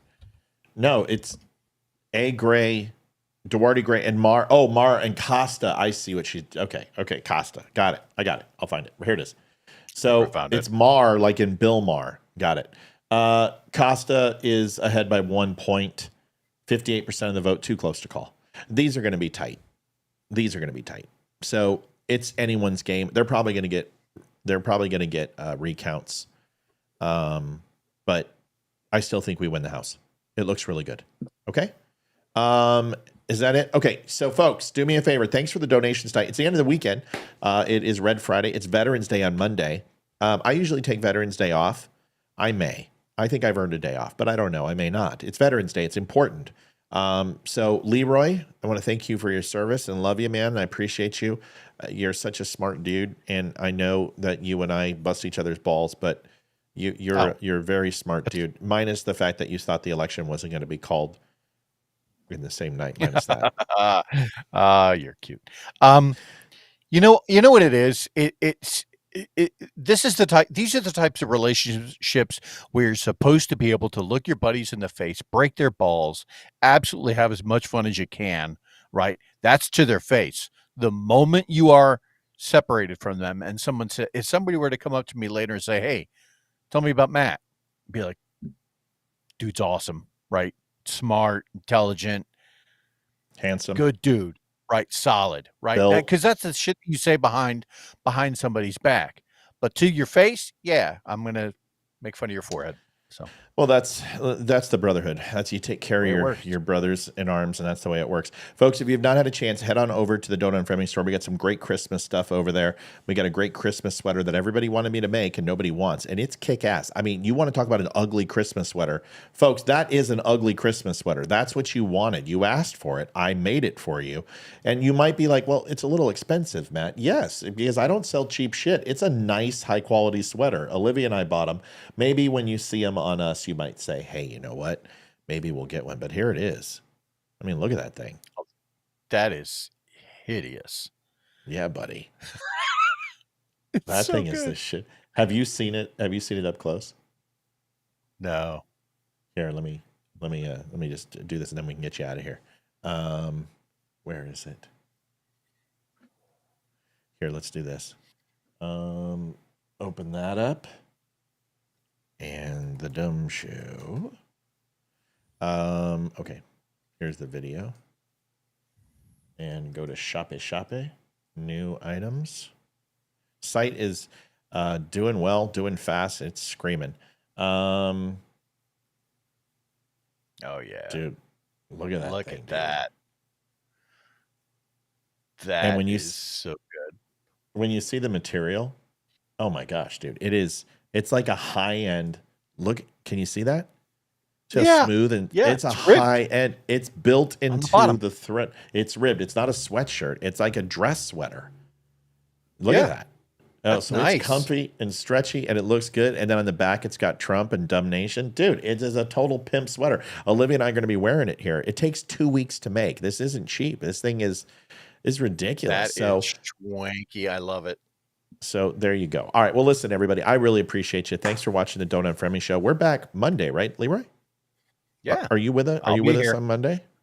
So I am not taking Monday off. I do have to work. I work for a company where there are no technical holidays. And if I wanted to use it, I'd have to use PTO. And I just don't want to right now. So. Yeah, I hear that. Yeah. Well, I'll probably come on for Veterans Day. I have a great weekend with Olivia. I'm really excited. I missed the shit out of her, and I haven't seen her a lot, so she's been working. Thanks for watching our show. Thanks for taking care of us. Thanks for sharing. Please continue. Listen, we understand about donations, but if you can, like, share, and follow. Make sure if you're on Twitter, follow us. For the love of God, Twitter people, how hard is it to drop a frickin' follow? It's not that hard. Jennifer Rice picked up Yenny on the Prowl. I like Jennifer Rice. She's nice. She said some nice things. Holy shit. Holy shit. Oh boy. Oh boy. Oh boy. Apple just emailed me. By the way, I reached out to Jason. Hold on. This is more importantly, right? Shut up. Your shipment from TechCom Computer AI is on the way. Folks, my Apple computer is officially been made. It's being custom made. I had them. You get some connections when you work at Apple, just a little bit. Pinstripes on it? You but you get expanded memory and you get a ruby glass screen and you get your monitor upgraded. You get your monitor upgraded to 8K versus the standard model because people who work in engineering and you say, hey, I've ordered a computer. Remember me? I was the guy. Can you help me out? And when you got friends at Apple, they do those type of things. Anyway, go ahead. Tell me. Oh, I reached out to Jason with the idea I just reached out to him. I'm like, hey, so-and-so from the show, if there's anything that I can do to help with the fentanyl package thing, please let me know. Mm-hmm. And so we'll see. We'll see what happens. Well, Jason's a great dude. And he's going through a lot of shit right now. A lot. I mean, this guy's just getting hit. You remember 2 years ago it happened to me. It's not that, but he's just getting hit with stuff. Sickness in the family, flooded basement, Trump with the fentanyl thing. I mean, it's just been hitting him all over. Folks, well, now Trump made it. I'm really hoping that turns around for him. So, well, they wrote him a letter. So Trump signed a letter, and it's a thank you for your fight for fentanyl. We'll work together and fight it together. So I think he's gonna get Jason recognized. I really hope he does. Wimkin.com. If you guys haven't been to Wimkin, it's 9 million social media. It's 9 million people. It's amazing. Jason is a good dude. When you go there, you have to put a profile picture in. You have to put your username and password. Write it down because you're not going to get an email because they are blacklisted. They don't want competition for Facebook. They don't send out welcome emails. Just save your username and password and then put it in about 24 hours. He will approve you. If that doesn't work, reach out to Olivia or myself, Matt at The DUM Show, Olivia at The DUM Show, and we'll get you added to Wimkin. And Leeroy, say goodnight and we'll get out of here. Good night, folks. We love you guys. Peace out. Have a good weekend. Have a good Veterans Day. Thank you to everyone who has served with me and before me. And we'll see you Monday. To brothers and sisters no longer present, and Veterans Day is not a time necessarily to remember the dead, but it is still a day that you go ahead and do that. You thank living veterans. This is the time to thank living veterans. It doesn't mean you can't remember fallen friends. We do.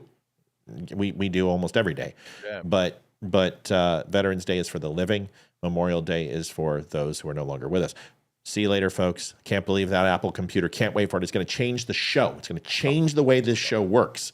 We're going to do cool stuff. See you on Monday. Bye. All right. Thanks, Leeroy. Love you, buddy. Yep. See ya. Be good. Adjusting transmitter output. This is the Don't Unfriend Me Show. Ernest, do me a favor. Reach out to Olivia, Ernest, and make sure you reach out to her at Olivia at the DUM Show. She'll get you squared away, buddy. Do that for me, please, please, please. That's the best way, and we'll look up your account. We'll get it approved. Okay? All right. Good night, everybody. See ya. Adjusting transmitter output. This is the Don't Unfriend Me Show with your hosts, Matt, Leeroy, Amy, and Olivia. Geopolitics, military analysis, and election coverage. Coming to you live on all major social media channels at The DUM Show. Honest, direct, unfiltered. We can agree, we can disagree. Just don't unfriend me.